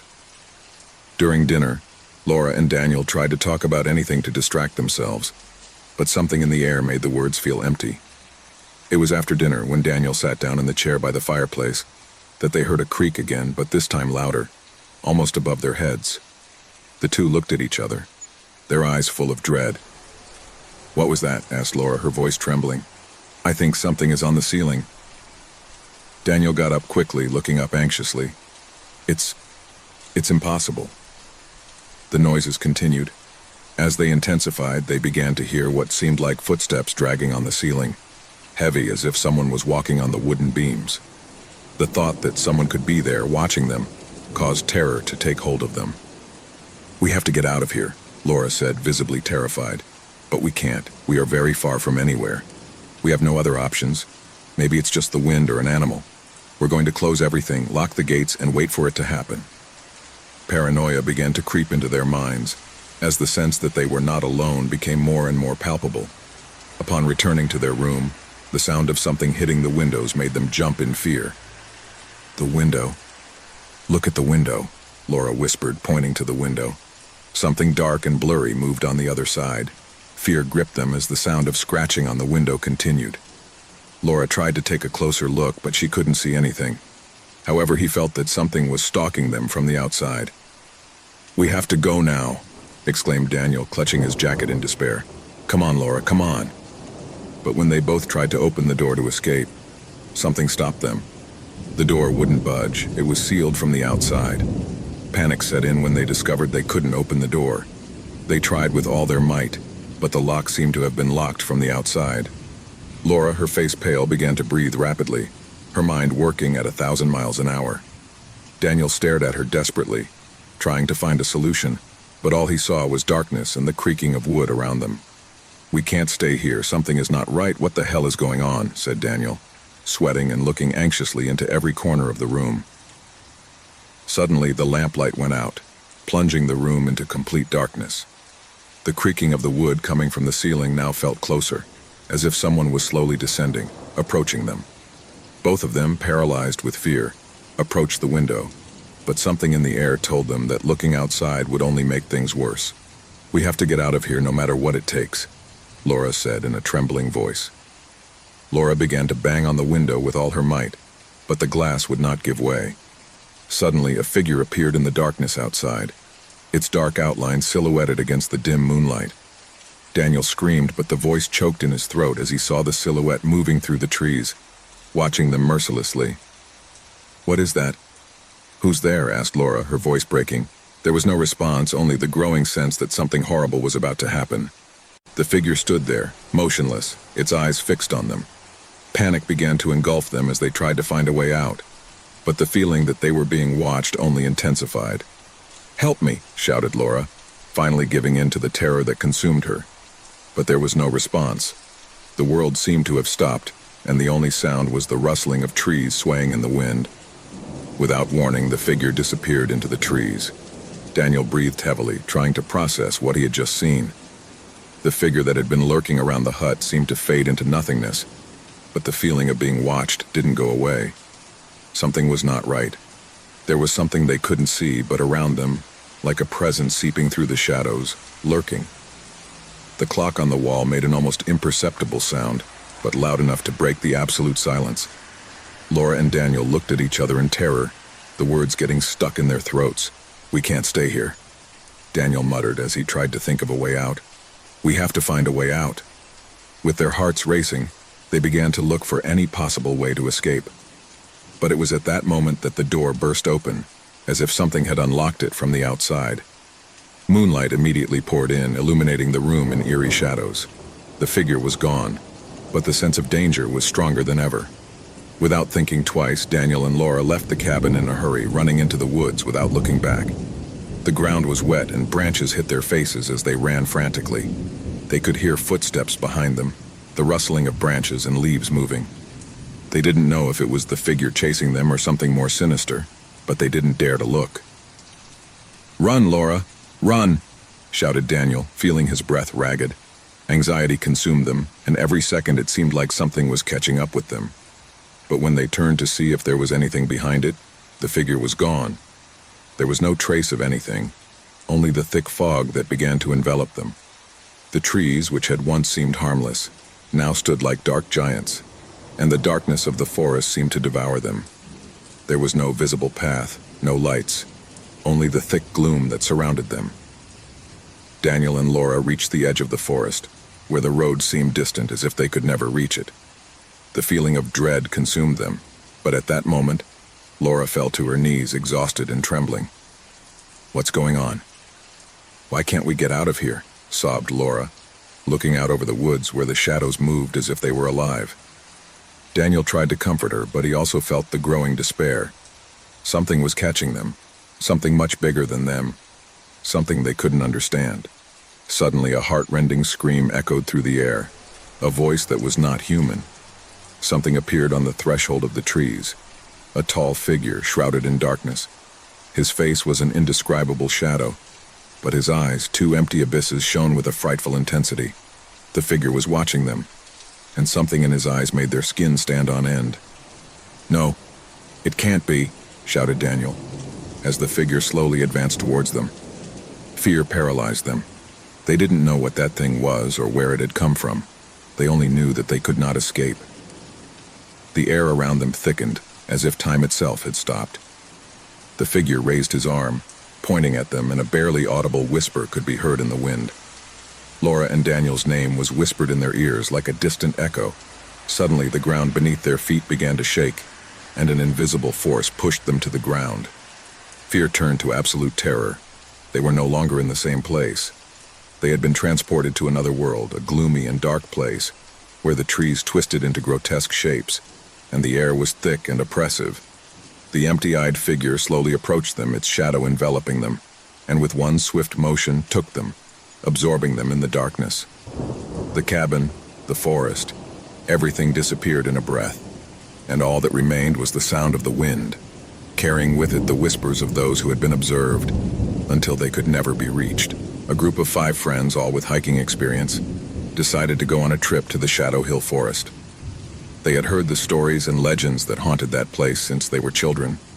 Stories that spoke of unexplained disappearances, of people who never returned after entering the forest. However, what originally seemed to be a challenging adventure would quickly turn into a nightmare that would test not only his bravery, but his deepest fears. The sun was beginning to set when they reached the edge of the Shadow Hill Forest. The treetops formed a dark blanket that blocked much of the light. Despite the sinister reputation of that place, the 5 friends did not let fear stop them. They were used to walking in nature, and they believed that stories were just that, stories. They decided to camp near a clearing, a small open area between the trees, which offered them a quiet view of the starry sky. They prepared to spend a relaxed night surrounded by nature, not knowing that this would be the last moment of calm they would experience. As the night wore on, the shadows of the forest seemed to lengthen, and a strange stillness came over the place. None of the friends could remember exactly when it started, but something changed in the air. The wind stopped blowing, and a deep silence invaded the space. Suddenly, one of the group members, Sarah, felt someone watching her. He turned toward the forest, looking for some sign, but saw nothing but the impenetrable darkness of the trees. "Did you hear that?" asked Sarah, her voice trembling slightly. The others were silent, listening intently, but there was no response. Everything was too quiet, as if the forest itself was holding its breath. A few minutes later, the silence was broken by the sound of something rustling in the distance, as if someone were walking through the dry foliage. "It's just the wind," Mark said, trying to sound confident, but his tone wasn't as convincing as he thought. Suddenly, a piercing scream broke the stillness, coming from somewhere nearby. They all got up, terrified, looking around. The sound was so close, but they couldn't see anything. "What was that?" muttered John, his voice raspy on. The group decided that it would be best to leave the camp and return to the starting point, but something prevented them from moving. A sense of unease bound them to the ground, as if the forest would not let them escape. That's when something strange began to happen. Sarah, the most intrepid of the group, stepped forward and began to walk into the woods. "I'm going to investigate," he said without hesitation. The others tried to stop her, but something in her eyes made them hesitate. She seemed to be being drawn to something beyond her comprehension. Suddenly, Sarah disappeared into the trees, as if the forest itself had swallowed her. His friends called his name, but there was no answer. The darkness swallowed all sound, and panic began to take hold of them. "Sarah!" Mark shouted desperately, running to where he had last seen her. But when he reached the edge of the forest, he found only a series of strange footprints, deeply marked on the ground, which disappeared into the blackness of the forest. There was no trace of her. The friends stared at the footprints, terrified. They knew something wasn't right, but the darkness prevented them from seeing beyond. They decided to look for it, but as they went along, the atmosphere of the forest seemed to become denser, as if they were being watched by something they couldn't comprehend.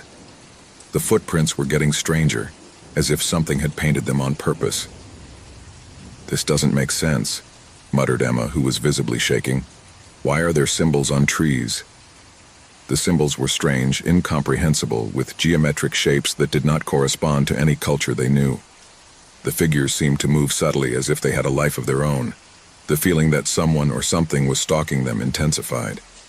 Every time they approached one of the symbols, a cold current ran through their bodies, and a shiver ran through them. The group, now completely nervous and not knowing what to do, decided to return to the camp to think of a plan. But when they arrived, something worse awaited them. The camp was completely messy. The backpacks were open, the equipment was scattered on the ground, and the campfire had already been extinguished. The scariest thing, however, was the fact that Sarah's footprints were still there. But instead of disappearing into the forest, they were returning to the camp, surrounding the area where they were now. "What's going on here?" John whispered, his eyes filled with terror. A low, almost imperceptible whisper hung in the air. It seemed to come from everywhere and nowhere at the same time. "Help! Help! Help!" he repeated, echoing like an echo. "It's Sarah!" shouted Emma, hoping she was still nearby. But the echo only multiplied, repeating the name of each member of the group, distorted and sinister. In the background, something moved quickly among the trees. A low whistle, like that of a creature in the dark, cut through the air. Panic broke out. Suddenly, Mark disappeared. None of them saw him leave, but when they turned their heads to look for him, he was gone. Only the footprints remained, which seemed to crawl into the forest, into the deep and unreachable. With terror running high, the group began to run, but every step they took seemed to be in vain. The forest, which had at first seemed like a challenge, now closed in on them like a trap. Darkness enveloped them. Branches creaked as if something was moving quickly, and the voices of their missing comrades echoed in their ears. One by one, the figures of friends began to disappear. First Emma, then John, and finally only Clara remained, looking around in horror. unable to comprehend what was happening. She looked up at the sky, looking for the moon, looking for the light, but everything seemed to get even darker. The ground beneath his feet began to shake. And then, he saw it. From deep within the forest, a tall, thin figure emerged from the shadows. It wasn't human, but it wasn't a beast either. His face was covered by a black cloak, and his eyes shone with a deep, piercing green glow that seemed to pierce his soul. The creature raised a hand, and Clara felt a pressure in her chest, an excruciating pain that forced her to fall to her knees. "Welcome, Clara," whispered a deep, guttural voice, as if coming from the very bowels of the forest. "You're the last." With a final scream, Clara disappeared, swallowed by the darkness. The forest of Shadow Hill had claimed its last victim. The echoes of the lost voices echoed through the air, while the symbols on the trees shone with a spectral light. No one else came back from that forest.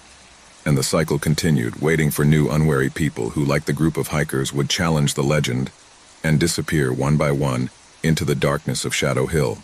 It was a gray afternoon when Emily, exhausted from the long journey, decided to take an alternate route on her way home. The deserted road stretched for miles, surrounded by growing darkness. There were no signs of life or other vehicles, only the roar of the wind and the distant chirping of crickets. The engine of her car echoed in the stillness of the landscape, and she took the opportunity to relax. As she drove, she began to feel a strange sensation, as if she were being watched. She shook her head and told herself that it was just tiredness. However, something was not right. His phone above the passenger seat vibrated suddenly. Emily frowned at the screen. He didn't recognize the number, but decided to answer, hoping it was an important call. "Hello, who's talking?" she said in a tired voice, trying to sound calm. At first, there was no response, just the sound of heavy breathing on the other end of the line. Emily raised an eyebrow, puzzled. "Hello?" he repeated, looking at the phone with growing uneasiness. Finally, a trembling voice emerged from the darkness on the other end of the line. "Help me. Please," said the male voice, full of despair.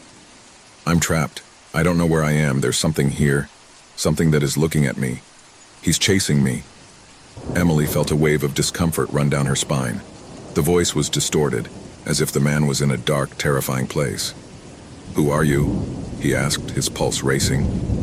Fear was beginning to creep into his voice. Before he could receive an answer, the call was abruptly cut off, leaving only the echo of the stranger's heavy breathing. Emily, her hands sweaty, looked at her phone for signs of life, but there was nothing. There were no messages, no missed call logs, just the blank screen. He stared at his phone for a few seconds, his mind racing for answers. Just a joke, he thought. It must be someone playing with me. However, a strange sensation lingered in the air. She decided to continue on her way, but she couldn't shake the feeling of being watched. Over the next few days, Emily tried to forget what happened, blaming it on the stress and fatigue of the trip. However, something inside him told him not to ignore it. She was used to being alone on her travels, but she had never felt anything so unsettling. The latent sense of danger never went away. One night, after arriving at her apartment, Emily checked her phone and saw something that left her paralyzed. A message without a sender or any information. When he opened it, he saw a recording. She played it without knowing why, as if something pushed her to do it. The audio that began to play was the same as that of the mysterious call. The same desperate voice, the same gasping breath. But what made her tremble with terror wasn't just the voice. It was the sound of a whisper filtering through the end of the recording. Something enigmatic, almost inaudible, but clearly audible to anyone paying attention. "Don't look back," the whisper said, like a warning. A shiver ran through his body. Suddenly he realized that there was something much more sinister behind that call. Something dark that was following her. But I couldn't let it go. I couldn't ignore it. He decided to investigate. However, I had no idea what I was about to discover. Emily began to go through her phone logs, looking for something that might lead her to understand what had happened on the road. When he accessed the call history, something strange happened. There on the list, he saw the call from the unknown number, but with a peculiar detail. The time she was received did not coincide with the time she had been behind the wheel. It was as if the call had been recorded long before she answered it. The mystery increased, but something worse awaited her. That same night, Emily began receiving text messages. They were short, meaningless, but chilling. "You're closer than you think," said the first. The following message came shortly after. Don't leave the house. Another, an hour later. Time is running out. The messages intensified as the days progressed. Emily couldn't ignore them.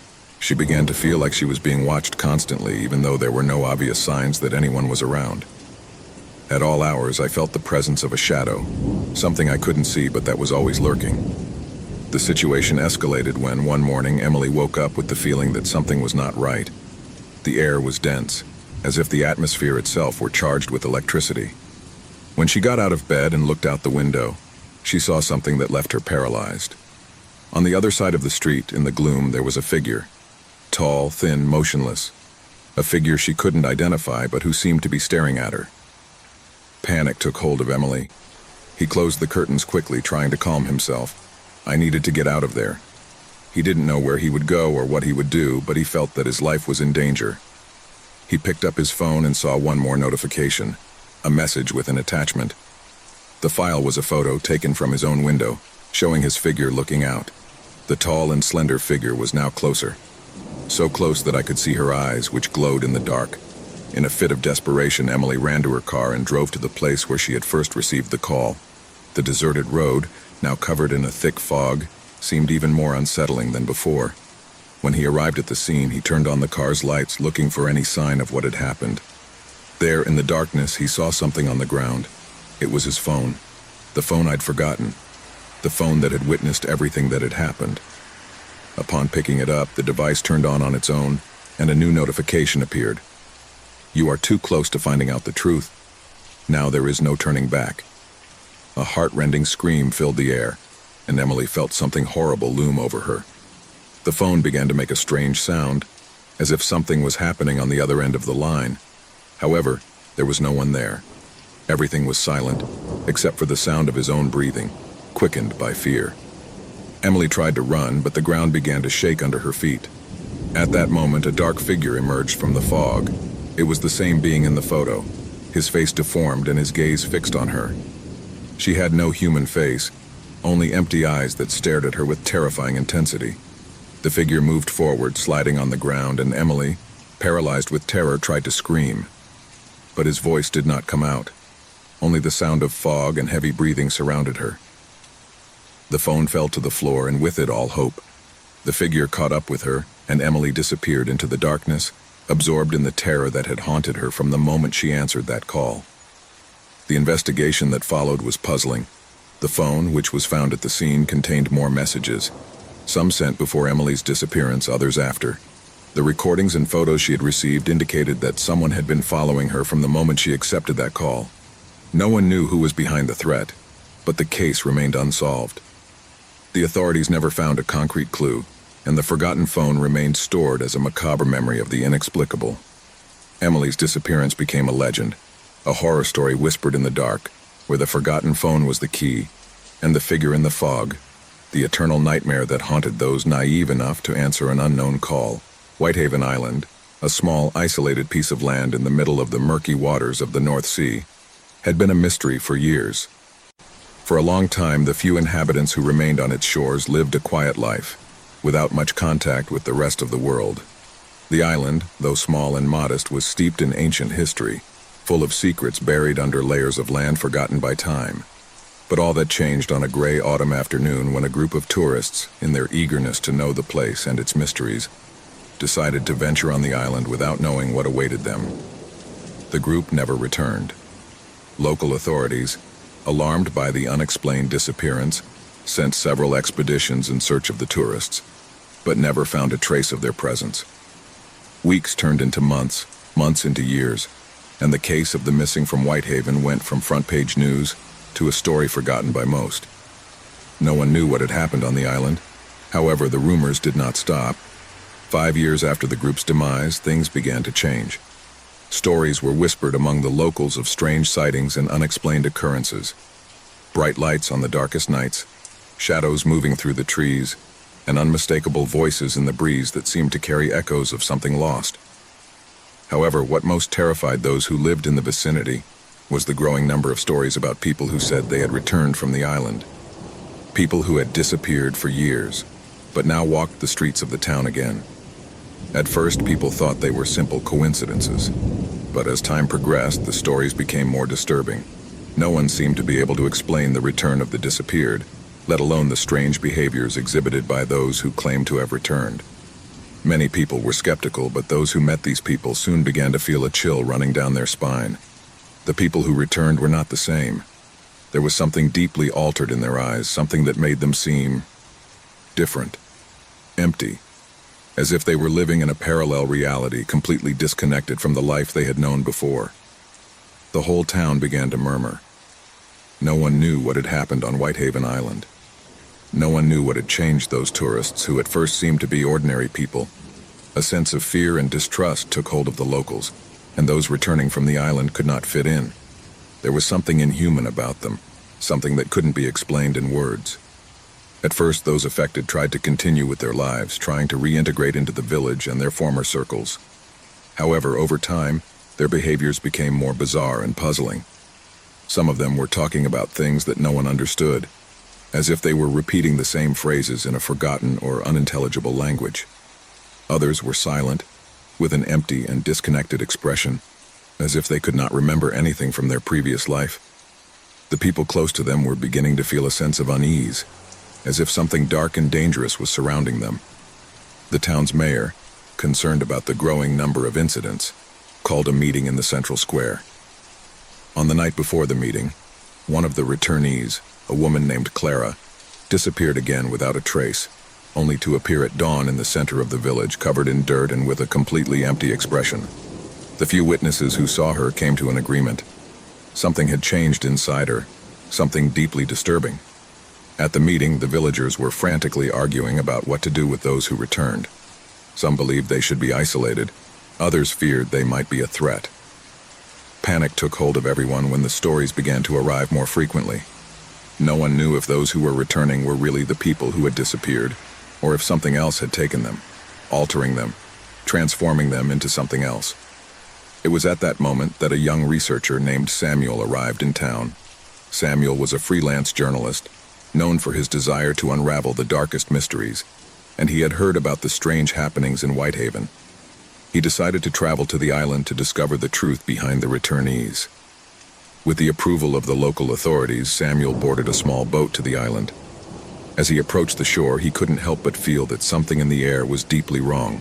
The sky was covered by dark clouds, and the sea seemed more violent than normal. Whitehaven Island, which had once been quiet, now seemed to radiate an unsettling energy. Upon arrival, Samuel began to explore the island.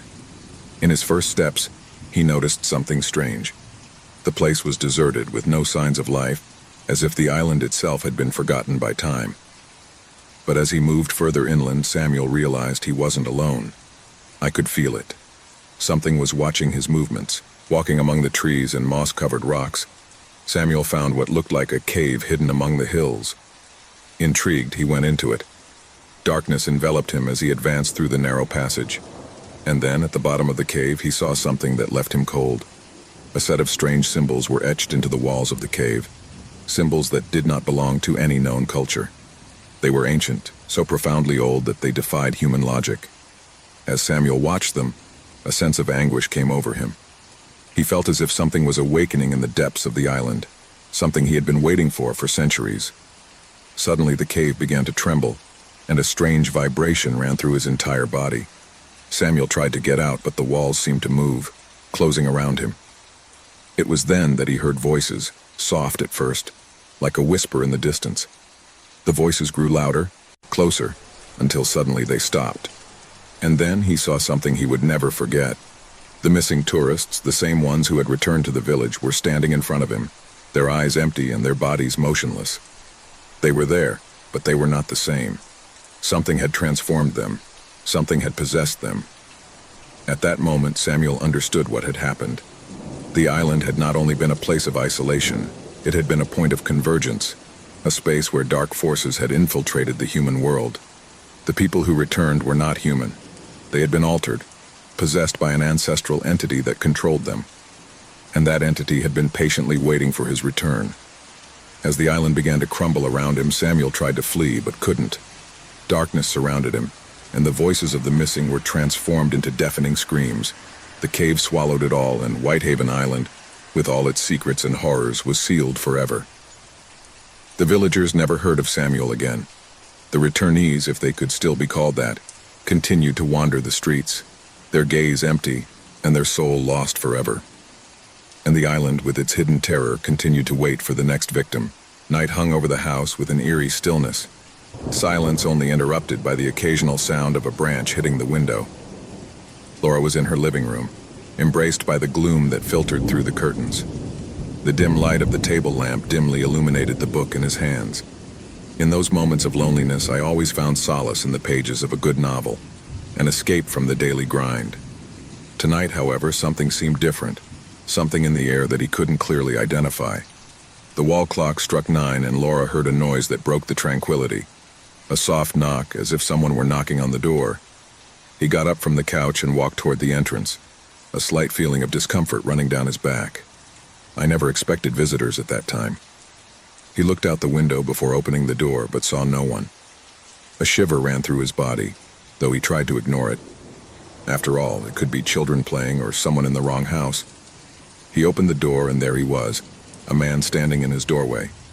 He had a serious appearance, with a dark jacket and a hat that partially covered his face. Laura stared at him, bewildered. She didn't recognize him, but there was something in his eyes that seemed strangely familiar. "Good evening," the man said in a deep but calm voice. "Laura, right?" Laura frowned, overwhelmed by a growing sense of unease. "Yes, but I don't know you. How do you know my name?" The man smiled slightly, but his smile didn't reach his eyes. "I told you, Laura. We know each other, even if you don't remember it." Laura blinked, confused. What was he talking about? She had never seen that man in her life. How could I meet her? The air in the room seemed to have become dense, as if the atmosphere itself was being charged with something indescribable. "I'm sorry, but I can't help you," Laura said, trying to remain calm as she took a step back. "I don't know you." The man stood there, motionless, watching her with an uncomfortable intensity. Without saying a word, his eyes flashed for a moment with a strange light. Laura, feeling the weight of the situation, tried to close the door. But before he could, the man stepped forward, preventing him from doing so. "You don't need to be nervous," she said with an eerie calm. "I just want to talk. It's important." Laura's heart began to pound. She didn't understand what was happening, but something inside her was telling her to be alert. The feeling of being watched intensified, and the house, which had once been her refuge, suddenly seemed like a strange alien place. "What do you want?" he asked in a thin voice, trying to stay in control. The man stared at her before answering. "Come with me. There are things you need to remember." A shiver ran down Laura's spine. What things should I remember? The feeling of fear invaded her completely, but at the same time she couldn't help but feel intrigued. Something about the way the man spoke made her feel like she couldn't just refuse him. "I'm going to call the police if you don't leave," he finally said, unable to hide the anxiety in his voice. But the man didn't seem to flinch at the threat. "You can do it if you prefer," he replied with unsettling calmness, "but it won't change anything." Laura felt a growing pressure in her chest. The need to understand what was happening prompted her to take a step back, reluctantly allowing her into her home. The man walked into the room with terrifying naturalness, as if he had been there thousands of times before. "I shouldn't have," Laura muttered to herself, though she knew it was too late. The door closed with a dull sound, and the house was filled with an ominous calm, as if time itself had stopped. The air seemed denser, and the darkness thicker. She sat down on the couch, unable to take her eyes off the man. He sat down in front of her, his arms folded, staring at her. "What I want you to remember is that," he finally said. "Remember what you forgot." Laura frowned, completely bewildered. "I don't understand what you're talking about. I don't know you. Who are you?" The man stared at her, and for an instant, Laura saw something in his eyes that made her blood run cold. It was as if there was a connection between them, something deep and ancient that I couldn't comprehend. The feeling of dread grew inside him. "I am someone from your past," he replied, his voice deeper. "Someone who knows you better than you think, and something you forgot comes looking for you." Laura didn't understand what was happening, but the man's words echoed in her mind. Something in his tone, in his gaze, caused a feeling of deep terror to take hold of her, a primitive fear, as if something that had been hidden for a long time was about to be revealed. "Leave me alone," he said, rising quickly from the couch. But when she turned to the door, a piercing cry stopped her. "You can't run away from who you are." The scream echoed throughout the house, and at that moment Laura felt as if the walls themselves were closing in on her. He looked at the man in horror, feeling the air grow even denser, as if his own breath was getting heavier and heavier. "What do you want from me?" he murmured, his voice trembling, unable to comprehend what was happening. The man slowly got up, approaching her unhurriedly, as if he knew there was no escape. "What I want you to remember is that you remember everything you have forgotten." Laura backed away, but the shadows of the house seemed to envelop her, barring any attempt to flee. His heart was pounding, and a cold sweat ran down his forehead. The man looked at her with that same frightful calmness, and at that moment, she understood something that made her blood run cold. She was no longer alone. When Javier walked into the antique store on a cold winter afternoon, he didn't know his life would never be the same. The air was thick, full of dust and the unmistakable smell of old wood. The store, located in a forgotten corner of the city, seemed like a refuge for everything that had been left behind, for those objects that time had marked, but that still had something of value inside. Every corner was crammed with strange artifacts, broken clocks, opaque mirrors, unusually shaped furniture, and portraits of expressionless faces that seemed to observe the visitor with an eerie calm. Javier had been attracted to the store by a strange sensation, something inexplicable that had pushed him to enter. The owner, an elderly man, sat behind a counter full of more items for sale, his eyes hidden behind thick glasses. He didn't pay much attention to it at first, as his gaze was fixed on an object he couldn't stop staring at. A portrait. The painting was hung on one of the back walls. An ancient portrait of a man with a serious face, but with a penetrating gaze that seemed to follow him even from a distance. The man painted in the picture wore a white linen shirt and a dark hat, and his countenance, though calm, conveyed a sense of uneasiness that could not be ignored. The eyes, dark and deep, stood out with a peculiar intensity. Javier felt a chill run down his spine as he watched them.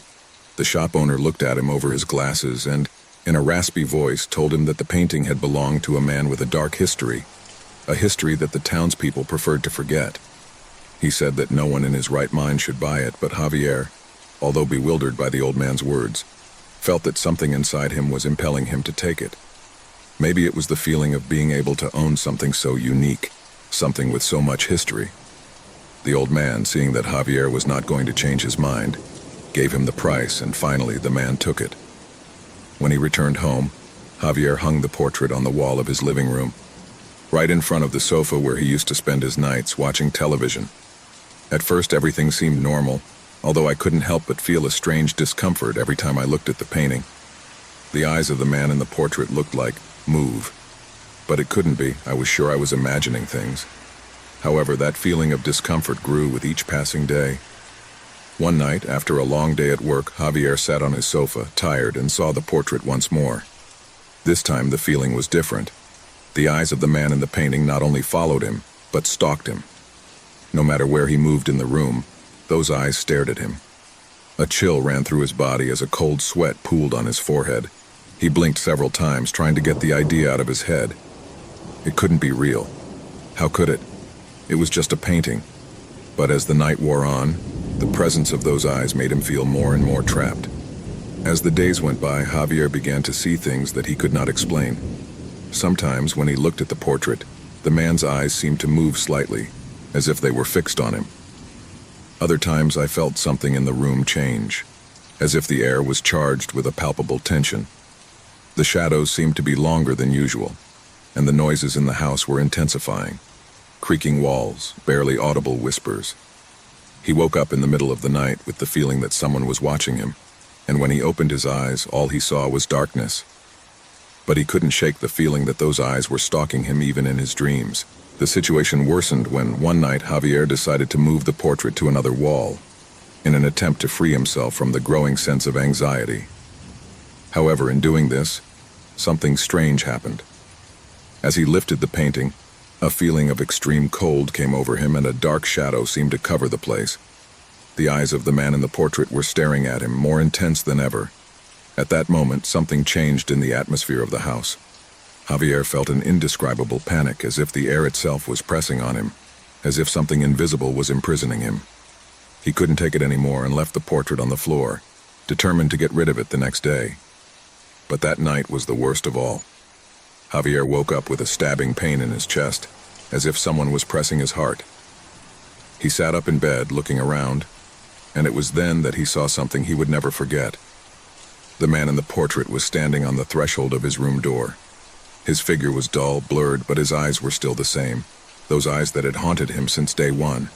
It was not a dream. It couldn't be. Javier tried to scream, but his voice did not come out. Terror paralyzed him. The man in the portrait began to walk towards him, and with each step, the ground creaked under his weight. Javier tried to move, to get up, but his body did not respond. He was trapped, completely at the mercy of that evil presence that was advancing towards him. The man's eyes shone with a terrifying intensity, as if they had taken on a life of their own, as if they were devouring his soul. At that moment, Javier understood that the portrait was not just a painting. It was a prison, and he was the victim. Suddenly, an invisible force lifted him from the ground and dragged him towards the portrait. He tried to fight, but his strength was fading. The man in the painting watched him unhurriedly while Javier fell to his knees in front of him. At that moment, the air became heavy, almost unbearable, and everything around him began to crumble. The ground beneath his feet disintegrated and the walls faded into darkness. Javier was being absorbed by the painting. In a last-ditch attempt to escape, he managed to turn and see the portrait before being completely consumed. The man in the portrait was looking at him with a satisfied expression, as if he had served his purpose. At that moment, Javier understood that he had been chosen. The portrait had not only stalked him, but had claimed him. The house fell silent. The portrait continued to hang on the wall as if nothing had changed. Nobody knew what had happened to Javier. No one knew that, in that painting, there was now a new look, a new pair of eyes that would follow anyone who dared to observe it, catching the next victim just as it had done with him. The cursed portrait was still waiting in silence, ready to claim whatever was necessary to satisfy his eternal hunger. The sound began subtly, almost like a murmur. At first, he didn't pay attention to it. He thought it might be the sound of old plumbing or some broken pipe. But as the days went by, the noises became more constant, louder. They weren't casual noises like the creaking of an old structure, or the wind pushing against windows. It was something else. Something that froze his skin and made the hairs on the back of his neck stand on end. Martine's apartment was not big. It was a modest space in an old building in a city where the buildings seemed to be so close to each other that their walls often touched. It wasn't luxurious, but it was his. In his life, he had accepted solitude as a constant companion. With each passing day, the stillness of her home brought her peace. That peace, however, slowly began to crumble as the noises intensified.